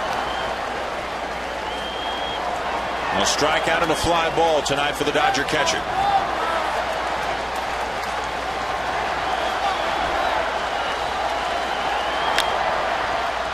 Ground ball to short. Got to go across the infield. Big stretch by Kendrick.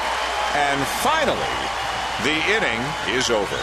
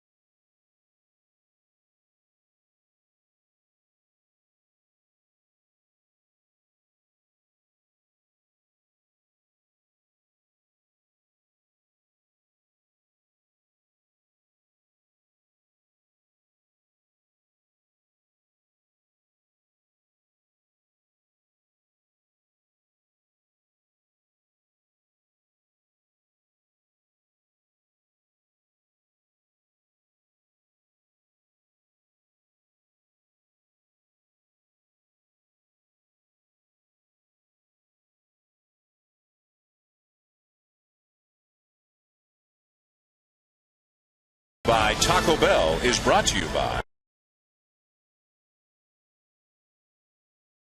the G Series, Prime, Perform, Recover, and Sears Blue Lawn and Garden Crew. Compare all the ways Sears beats Home Depot and Lowe's for the right to be on your lawn. Bottom of the 6th inning here in Anaheim. A 1-0 lead for the Dodgers. Little fella's happy. Doesn't know anything about Peter Borges being upset with himself about not catching the liner, or Irvin Santana making a bad throw to first. Here's Borges. A chance to get something started in the bottom half of the inning. A strikeout victim his first time out. But Mike Scioscia says, hey, this guy can hit a little bit. Don't just think of him as a speedy outfielder who gets bunts down. He's got a little bit of pop. Got to hurry everything on him, and for Call Will, one down.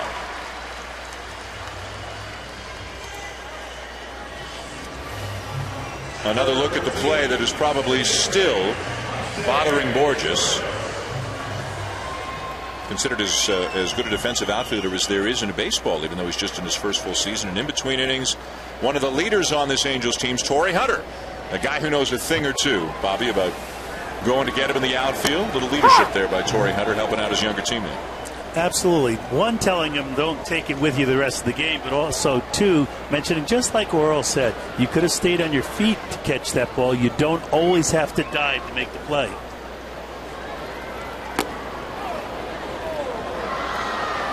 A ball and a strike. The count now on Myceres Torres.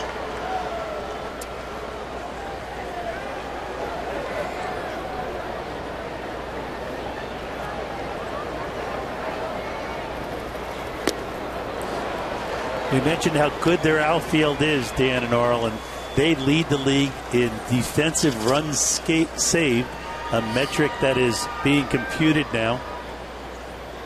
Borges is number one.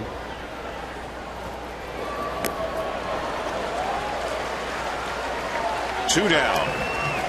He is in center field, what Brett Gardner is in left field. covers a lot of ground, gets to balls that other players would not get to, also throws well. So he's a complete defensive player, and someday, as you said, Dan, Mike Scioscia believes will be a complete offensive player. Meanwhile, 2 down here in the bottom of the 6th. Eric Ibar, the batter, as Chad Billingsley continues to cruise here against the Angels. Lazy fly ball to left center. 7 pitches needed to get the Angels in order. 6 shutout innings with just 1 hit allowed by Billingsley.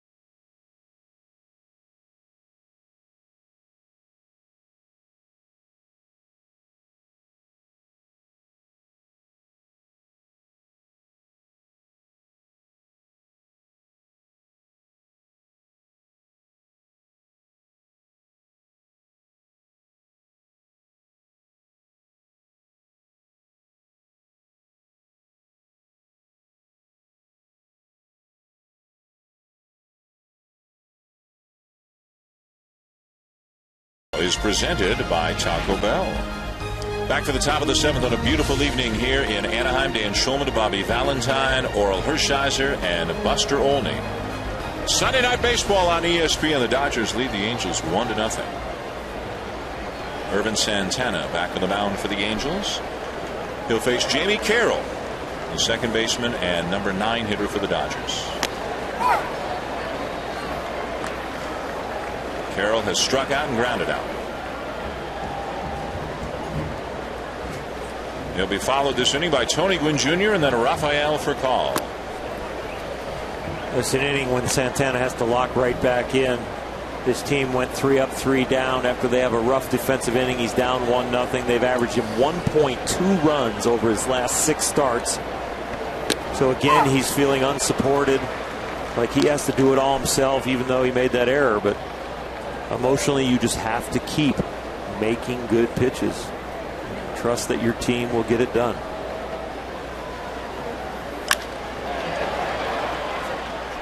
Right at Borges in right center for the first out. Chad Billingsley has allowed just 1 hit through 6 innings so far tonight. He is 7-6 with a 4.22 ERA. This is a guy, Oral, who a couple of years ago had been elevated really to number 1 status in this rotation. He started game 1 of some playoff series for the Dodgers, but has not been able to sustain that level of success. And pitching more as a number 2, number 3 guy right now in the current Dodger rotation. Although they'd still love him to take that next step and assume that mantle again. He's almost 20 games over 500. He's 26 years old going into opening day this year. He does have some rough edges as a pitcher on certain days, but he's throwing the ball as well as anybody in the big leagues right now. He's about 3-4 good starts in a row. With everything that's swirling around the Dodgers, he's keeping his focus.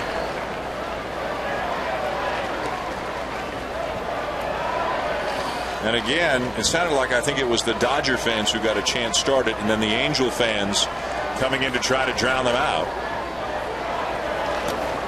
Good crowds here over the weekend. These two teams met in Los Angeles last weekend, and the Angels took 2 out of 3.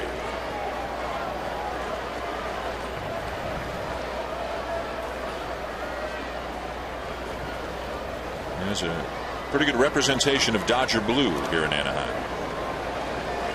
Beautiful stadium, beautiful setting. Just what baseball needs here in Southern California, and they need another one, another packed house and with enthusiastic fans 50 miles up the road.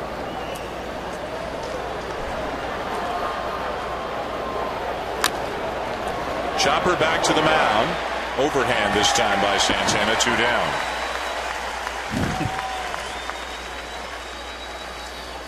MLB.TV, baseball everywhere. Watch over 100 live out-of-market games per week online and on your favorite devices.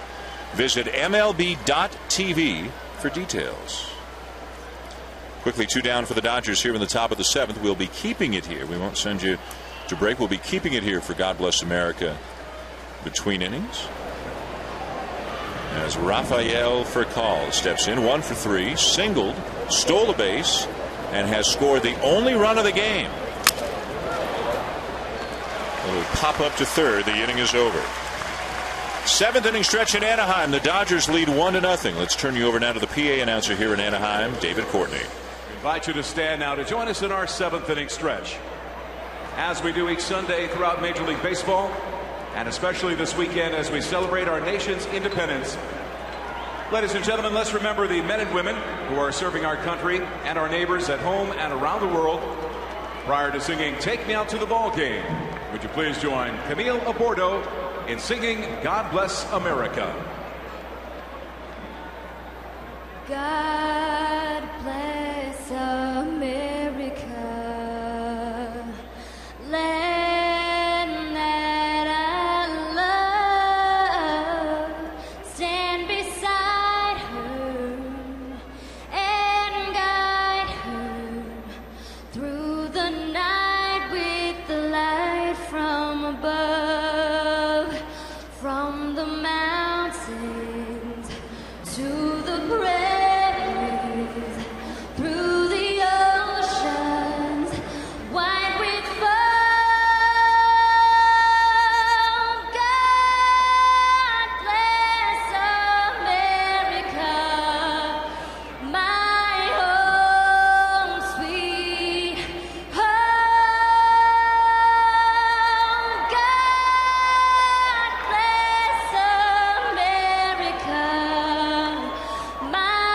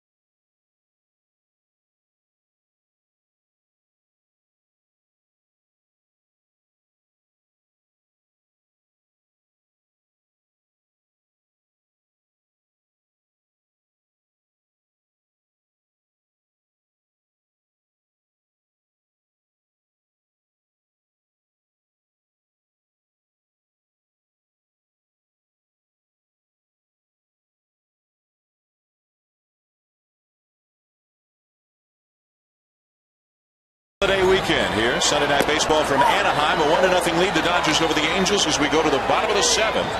A one-hitter through 6 for Chad Billingsley. He only hit a ground ball single up the middle by Howie Kendrick back in the 2nd. Bobby Abreu, Vernon Wells, and then Kendrick due up here in the 7th inning for the Angels. Abreu, a couple of groundouts tonight. A guy who plays almost every day, almost every year, 150 games or more. 13 straight seasons for the very durable, consistent Bobby Abreu. And that's only the 71st pitch here, 7th inning for Billingsley. Bobby's very patient. Here's some great numbers for Bobby Abreu. Yeah, pretty good company with Barry Bonds, Ricky Henderson, Craig Biggio in terms of home runs, steals, and doubles. And he's got himself another double right here.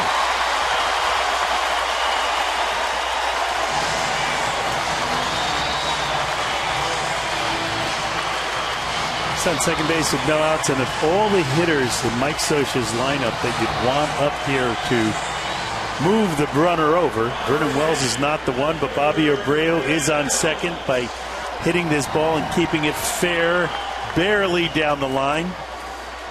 Great call as the ball hits just inside the fair line for 2 bases. Now the cleanup hitter Wells 0 for 2. This is the first time tonight the Angels have had a runner in scoring position. And there's nobody out in the 7th inning. The crowd has really come to life. And Vernon got just the pitch you want. Up and out over the plate that you could drive in the right center field. Advance the runner, maybe even change places with him. But he missed it. It's going to be the last when he gets up there.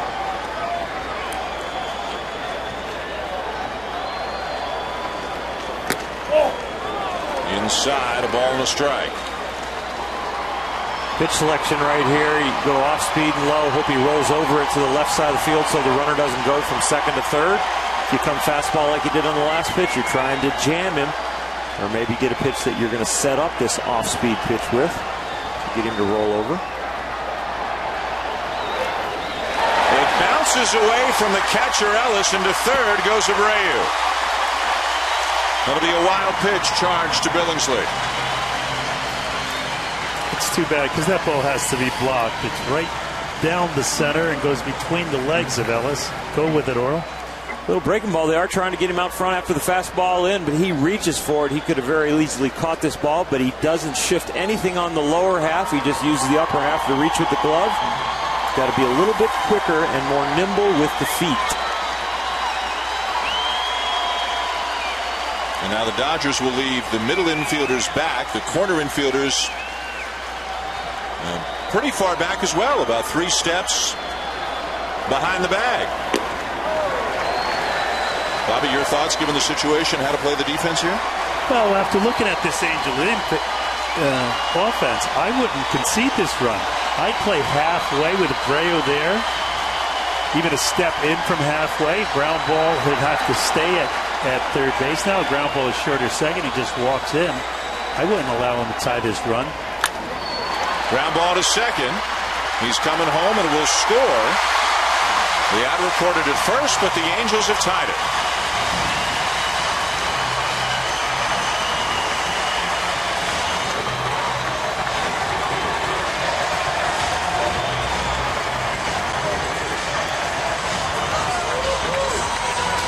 That would have been right at the second baseman if he had come in from his position, and he would have 1 out, man on third, and then you'd definitely play the infield in. I know Donnie's thinking about staying away from a big inning, but big innings are far and few between with this Angel team. Now with Kendrick the batter, even with Carroll back, when he got that ground ball, you could see for a moment he said, I might come home with this. He thought about it for a split second and then took the sure out at first base. If he was able to charge the ball at all, I think he would have. But it was hit so hard he had to catch it deep in the infield. And that gives Santana new life, and it kind of buries Billingsley a little, who's pitching such an outstanding game. take another look at the ground ball. Abreu at third. Sharply hit and right at Carroll, who you can see is playing deep. It's a long throw from where he catches this ball, and a risky one because the manager's saying, hey, we want an out here. The manager's telling him, we don't care if this run scores on a ground ball. Billingsley, right now, we have to have a little talk with Rick Honeycutt because he is visibly upset. The double that just stays fair, the ground ball that ties the game. He's wondering why he's not still up 1-0. And he overthrows this one, Earl, and catches a piece of the shirt here. Yes, it did. He's been on his game tonight. The four-seamer, the two-seamer, the cutter, the curveball, and the changeup. All the pitches are working just right here. A little bit out of whack. So the go-ahead run is at first base with one out of the bottom of the seventh. Howie Kendrick. And the batter was Alberto Callaspo. 0 for 2. Callaspo, the third baseman.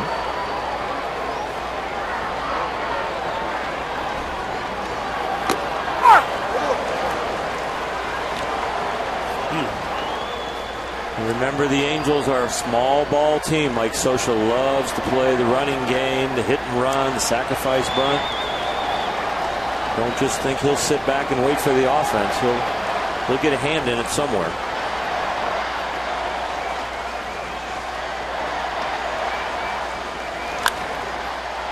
Popped up shallow left field.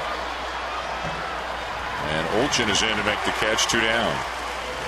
And let us not forget about the frustration of Billingsley and that slider that gets by the catcher that allows the runner to go from second to third. Ellis really could have. I mean, that ball was a short hop. It was just missed the plate, and he was just trying to pick it. But with that tying run on base there, that's a pretty easy ball to get out there and block. Keep in front of you. Abreu can't advance if he does. Now Russell Branyan.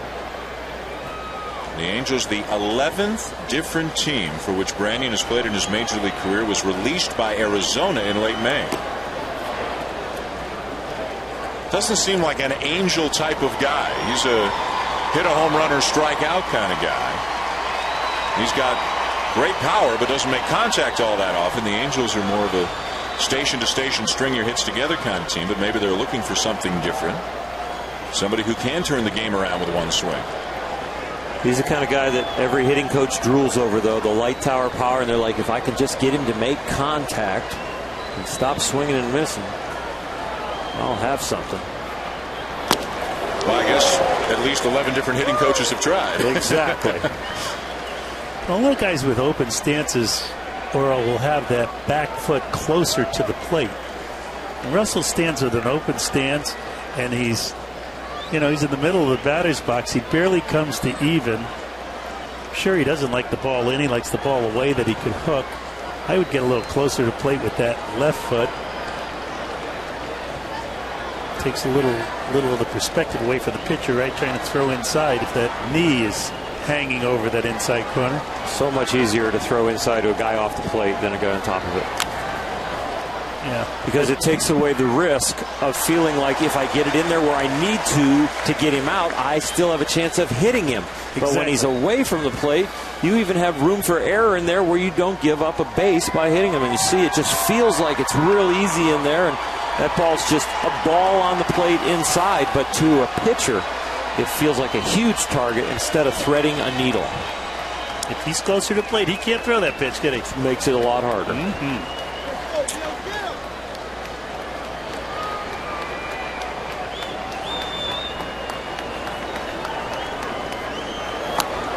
2-2.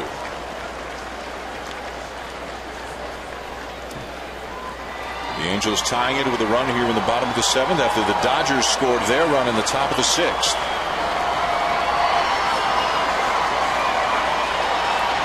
Two down in the inning. Kendrick at first.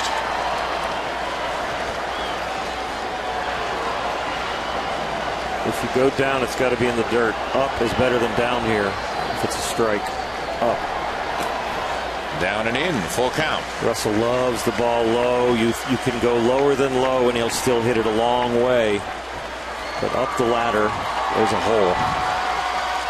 This is very interesting with count 3 and 2 and a left-handed hitter up. Don has Loney holding the runner on first, giving the hole up for a ground ball, but trying to keep him closer to first in case it's a double. That's that one less stride that he could score on a double that's hitting the gaps or down the line. There he goes, and it's fouled back. Many managers will play behind the runner in this situation, and I don't like that play when this is the go-ahead run. I like exactly what Don Mattingly's doing here and holding the runner on, count 3 and 2. It really is. It's a stride and a half or 2 less that runner will get on a double. Especially with a left-handed throwing first baseman, because the glove is to the inside part of the field, and that ball down the line, there's no reason you can't creep off of there right now, because you've got to stay close to the line with the glove on the right hand. High fly ball, right center field. Gone!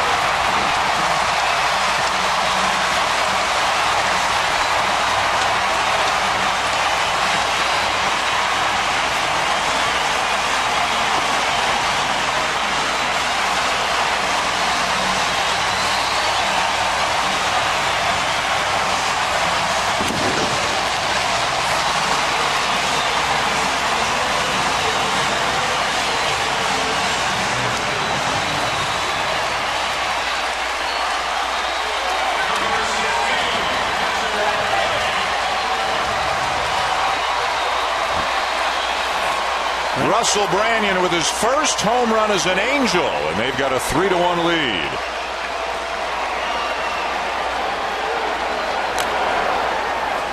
That's a foul ball. Earl, you were mentioning that danger zone down and over the plate, and on 3 and 2, he decided he had to throw it there. I thought he had 3 pitches to climb the ladder, go inside on his hands. He missed with the breaking balls in the dirt. Going to throw it. Just throw a fastball down. Nope. Well, Dan, you mentioned 11 hitting coaches and then Mickey Hatcher. But I'll tell you what, Russell likes the ball low. There's up, and that's even up down the middle, but you get it down a little bit, and he will catch up. And Bobby, you said they like to pitch him in. Well, that was down and away, and would he hook it? Well, he hit it to right center. That's considered a hook on that pitch.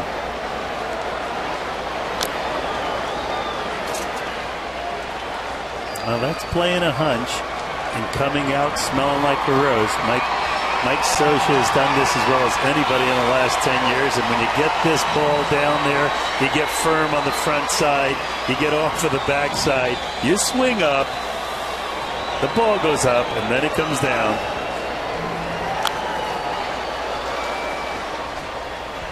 The Angels have struggled at home, and one of the reasons is they have hardly hit for any power here in the stadium. Just 18 home runs in 40 games coming into this one. But Russell Branyan electrifying a crowd of better than 42,000 tonight and giving the Angels a 3-1 lead.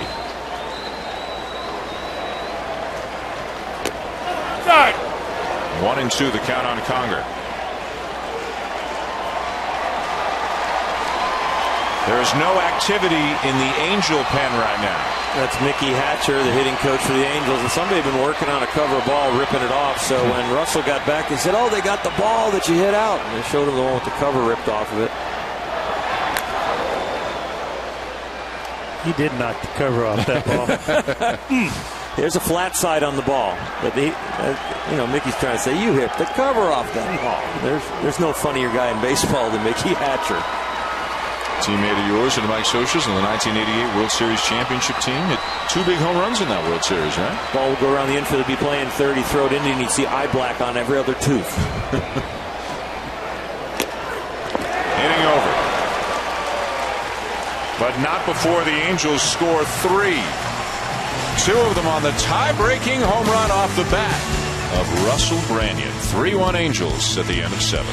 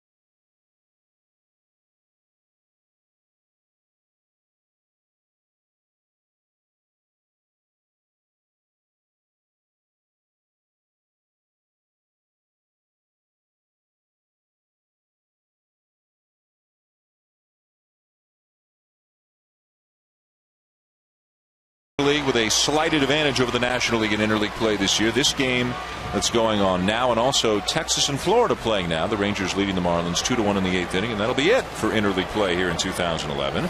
The Angels now leading the Dodgers 3-1. The big home run, the 2-run shot by Russell Branyan, as Torrey Hunter takes over for Bobby Abreu. In the 8th inning defensively for the Angels, Irvin Santana is still on the mound. So now Hunter in right, Borges in center, Wells in left, arguably the best defensive outfield in baseball, in support of Santana, who suddenly finds himself pitching with the lead. Activity in the Angel pen. A left-hander and a good one. Scott Downs is up. One of the tougher situational lefties in baseball, though Mike Scioscia just as comfortable bringing him in there against a right-handed batter. Pitch taken high, a ball and 2 strikes to Andre Ethier with Matt Kemp on deck. This might be the best chance the Dodgers have. And the last one, if they don't score here. Foul ball. They'll come up in the 8th inning, but with that popcorn offense that they've been featuring, they've got to do it now or get them tomorrow.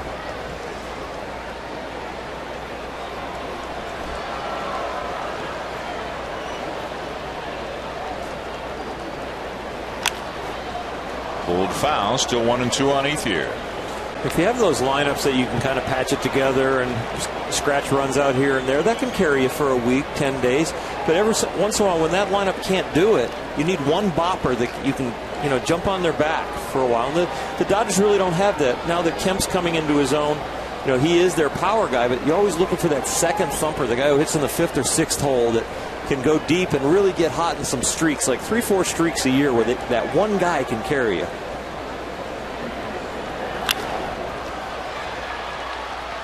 Lazy fly ball to right center field for Borges. Well, we talked a lot about pitching mechanics, hitting mechanics, base running mechanics. They're all the fundamentals of the game of baseball, but there's also fundamental about controlling your emotion and understanding the game and letting it come to you and not forcing things. And I thought Chad Billingsley last inning was a wonderful example of a guy who really wasn't controlling his emotions. We got out in front of it, so I'm not second guessing this situation. But when things started to go wrong, you could just feel that they're going to continue to go wrong until there's a rally ender. The home run was the rally ender. Well, that rebooted the computer, didn't it? Here's Matt Kemp. Kemp, who's had as good a first half as just about anybody in baseball, is 0 for 3 tonight. He's in the top 3 in the National League in all 3 Triple Crown categories.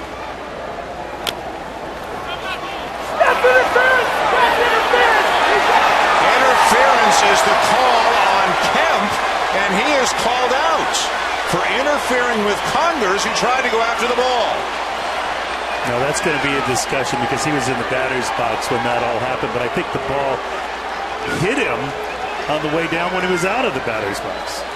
If it hits him in fair territory, he's out. But it's Absolutely. not interference. He's just out for running into the ball. But we could hear Dan Iasonia saying, interference, interference.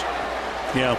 If he was out of the batter's box, and I didn't think he was, he's allowed to be in the batter's box as the catcher's going for the ball. So here comes the ball up. He's in the batter's box. He's standing in the batter's box, and the catcher runs into it. No, that's not. Well, did the ball touch him in the batter's box? No, he's calling him out for interference. Yeah. Because he didn't run, and he didn't get out of the batter's box.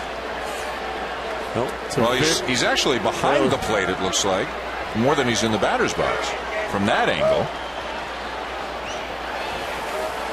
If he's behind the plate, he is out of the batter's box. So, Bobby, you got the rule right. I'm just not sure where his feet were. Yeah, I can't tell where he was either. You have to give the fielder an opportunity to field the ball, but you're entitled to be in the baseline or the batter's box. You just can't interfere with a fielder in the act of making the play. So here he is. Why he doesn't run, I don't know. That's a good question too. Yeah. He's watching this ball, and very interesting. Yeah. I've never seen it. It's tough to tell because the chalk lines have been obliterated. Yeah. So it's really tough to tell exactly where he is. Well, the ball hit him. Ball hit him after he hit the catcher's glove. Yeah. So Kemp called out for batter's interference for the second out here in the 8th inning. We remember the 76 World Series, I guess, with Ed Armbrister. Yep. Who had the bunt and out in front of the plate, Carlton Fisk came trying to run through him. The big argument ensued. This is a similar play, and I think Dan got it right because he didn't attempt to run. James Loney with a fly ball to right field. Hunter back. And he'll have to play it off the wall. Loney is into second base with his 3rd hit and 2nd double of the night. Boy, strange plays. We say how good an outfielder Torrey Hunter is, and he gets back on the warning track, and then I think he thinks this ball's higher off the wall than it is, where he could have gone to the wall. And of course he's not in the lineup because of the crash in the wall that just occurred. This ball hits about 5 feet high on the wall. And Mike Scioscia coming to the mound to take the ball from Irvin Santana. A terrific performance by Santana and a chance to pick up a win if the bullpen can get the job done.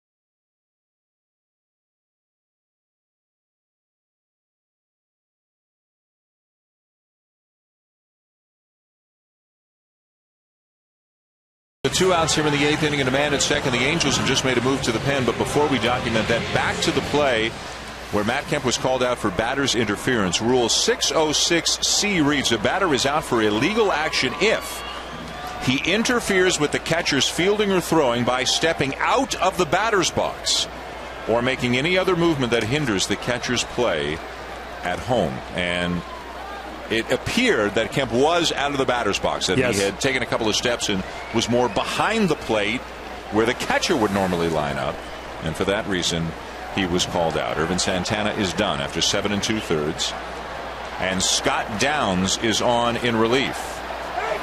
Signed a lucrative contract coming over after a number of good years in the bullpen in Toronto. Downs with an ERA of 1.65. First pitch swinging, Aaron Miles. Inning over. 3-1 Angels going to the bottom of the 8th.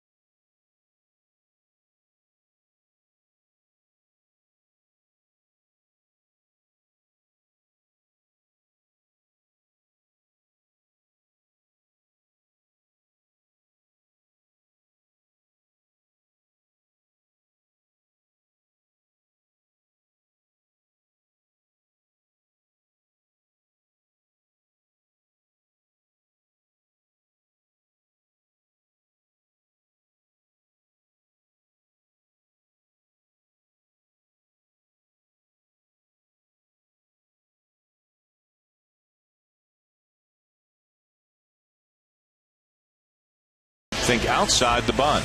And in part by State Farm. State Farm agents are there when you need them. Find an agent or get a quote at statefarm.com. And American Airlines. Travel to over 250 cities in 40 countries on American Airlines. Bottom of the 8th inning, Sunday Night Baseball with Oral Hershiser, Bobby Valentine, Buster Olney. I'm Dan Schulman. The Angels 3, the Dodgers 1. You're looking at Peter Borges, the center fielder who's 0 for 2. Swinging a grounder to short. And in time with the throws for call to get him one down. Chad Billingsley was sailing along through 6 innings, had given up just 1 hit. Then in the 7th, a hit by Bobby Abreu was about 6 inches fair, went for a ground rule double. Then a wild pitch on a play where, as you pointed out, Bobby, A.J. Ellis kind of backhanded, didn't slide his body across to try to block it. Then Howie Kendrick was grazed by a ball, hit by pitch. And then eventually Russell Brandon, after a long at bat, took Billingsley deep for a 2-run homer. Remember, he unraveled when the ground ball was hit to second, and he saw the tying run leave third and come across the plate with the infield back. Then we have a hits batter and a home run. And he's just got to collect himself better than that. He's got to get on the same page. It was 1-1 before it was 3-1, Earl.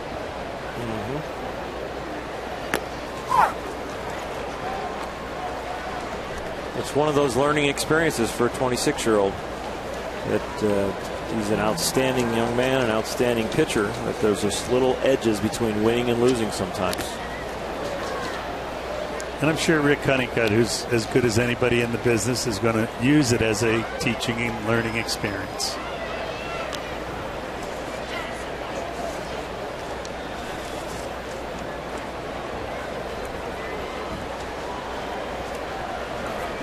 Two and two, the count on Maicera's Torres. Now full.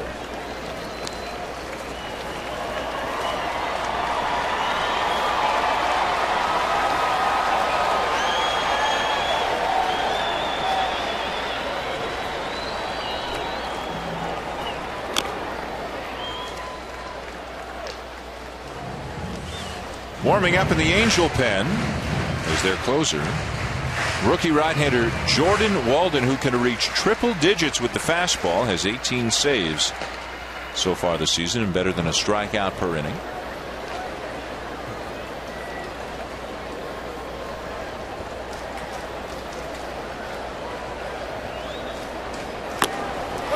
As Torres chases and is gone, 2 down.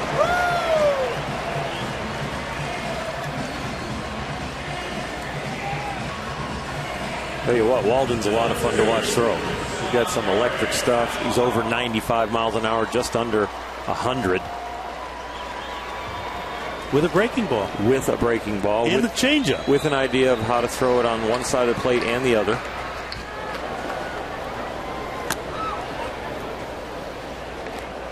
We always talk about Aroldis Chapman as far as hardest throwers in the game. But in the American League, Jordan Walden is the guy. He's going to have the 9th.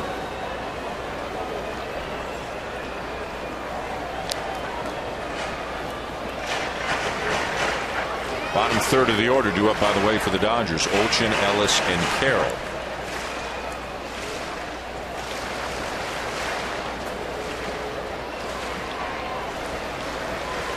One to Eric Ibar.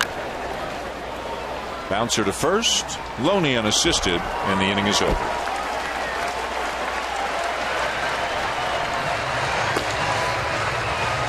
So we will go to the 9th inning. Jordan Walden looking over the charts. Will he be coming on? Scott Downs, the lefty, ended the last inning. Walden is the closer. The Angels will take a 2-run lead to the 9th.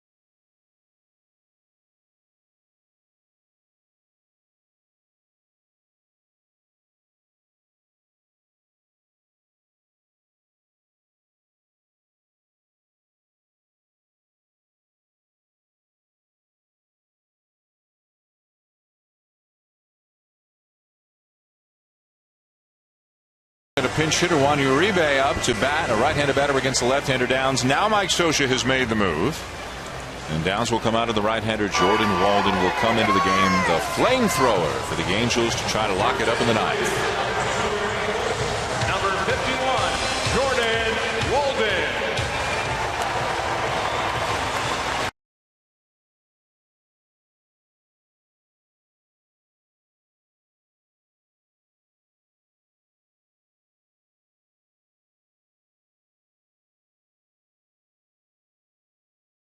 On Mattingly, and Mattingly did what you would expect him to do, take the left-hander Olchin out, bring the right-hander Uribe in, and then the counter move by Mike Scioscia to bring in Jordan Walden. So Uribe, such a big part of the San Francisco Giants World Series championship team a year ago,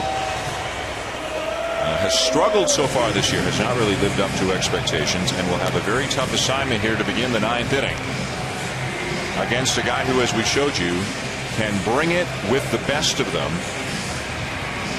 39 strikeouts, an opponent's batting average of just .217. He has blown some saves, but what they like about him, Worrell, is next time out, it looks like he's put it behind him, and he's got the ability to just start fresh. Now, Mike Scioscia really trusts the arm, of course, when you're throwing close to 98 miles an hour average on your fastball. But what he has trusted so far is even when he has blown saves, they haven't been real ugly. They've just missed barely, and they're counts where it's a 1-1 count and he throws a breaking ball where maybe he just should have trusted a nice low fastball to get it to 1-2. He throws the breaking ball, goes to 2-1, and the inning kind of just from one pitch starts to spin out of control. So he really sees it as a very short learning curve for this guy to be a dominant, consistent starter in the big leagues. 3 blown saves in a row last week, and then only 3 blown saves prior to that all season. But again, he's got the stuff. They trust him. They think the upside is enormous, and Walden is their guy right now in the ninth inning. Juan Uribe, veteran hitter, is going to lead it off for the Dodgers. Another pinch hitter, Deandre Navarro, has come out in the on-deck circle for A.J. Ellis. So both managers playing all the cards they've got here in the ninth inning. And Uribe is a guy who can hit a fastball. He starts swinging right from the on-deck circle.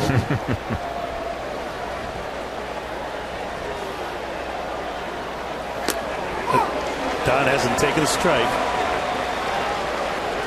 2 runs down. Yep, 1 run down. He would have been hacking.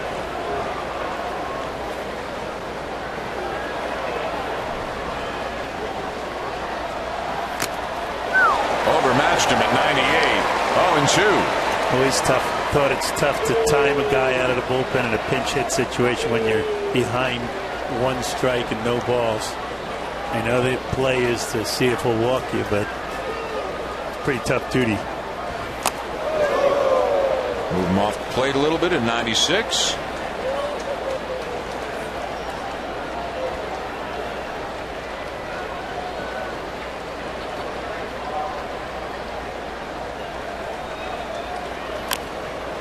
And the 85-mile-an-hour slider fouled off by Uribe.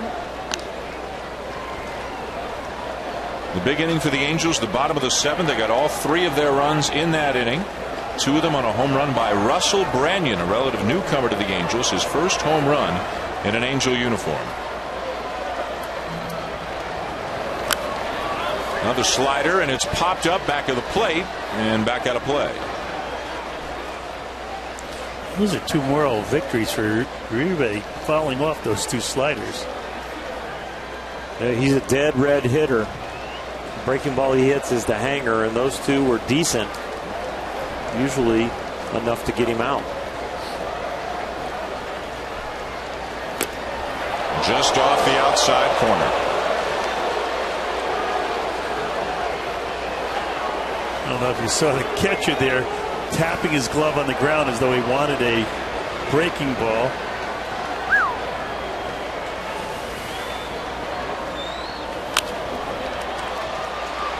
Shallow center. No problem for Borges.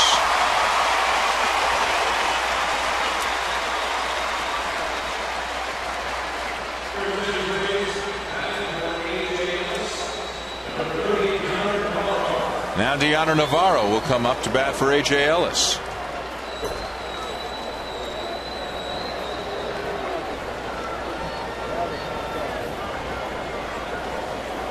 Angel win, and they'll take 2 out of 3 in the series. They will have won all 6 of their interleague series.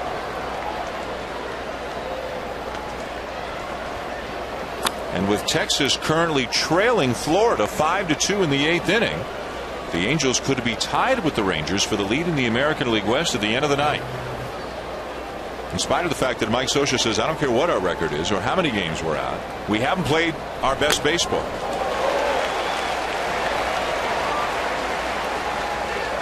Well, that's really good news where you could approach first place and not having played your best baseball. A lot of times when you're behind in the standings, you need a streak to get to first place and feel like you're playing really good. Is Torres. 2 down.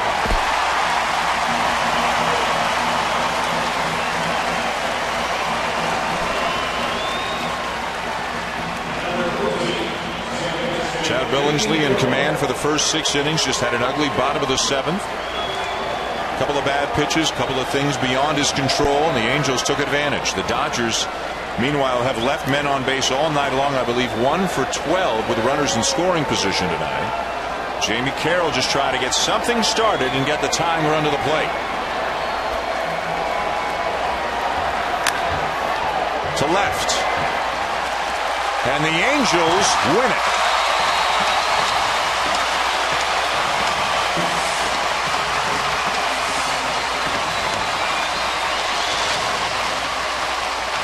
The Angels take the series. They win tonight 3-1. Irvin Santana picks up the win. Chad Billingsley, the tough luck loser, the save to Jordan Walden, his 19th. Tonight's Chevrolet player of the game is Russell Branyan. A 2-run homer in the 7th. The margin of victory tonight for the Angels as they beat the Dodgers 3-1.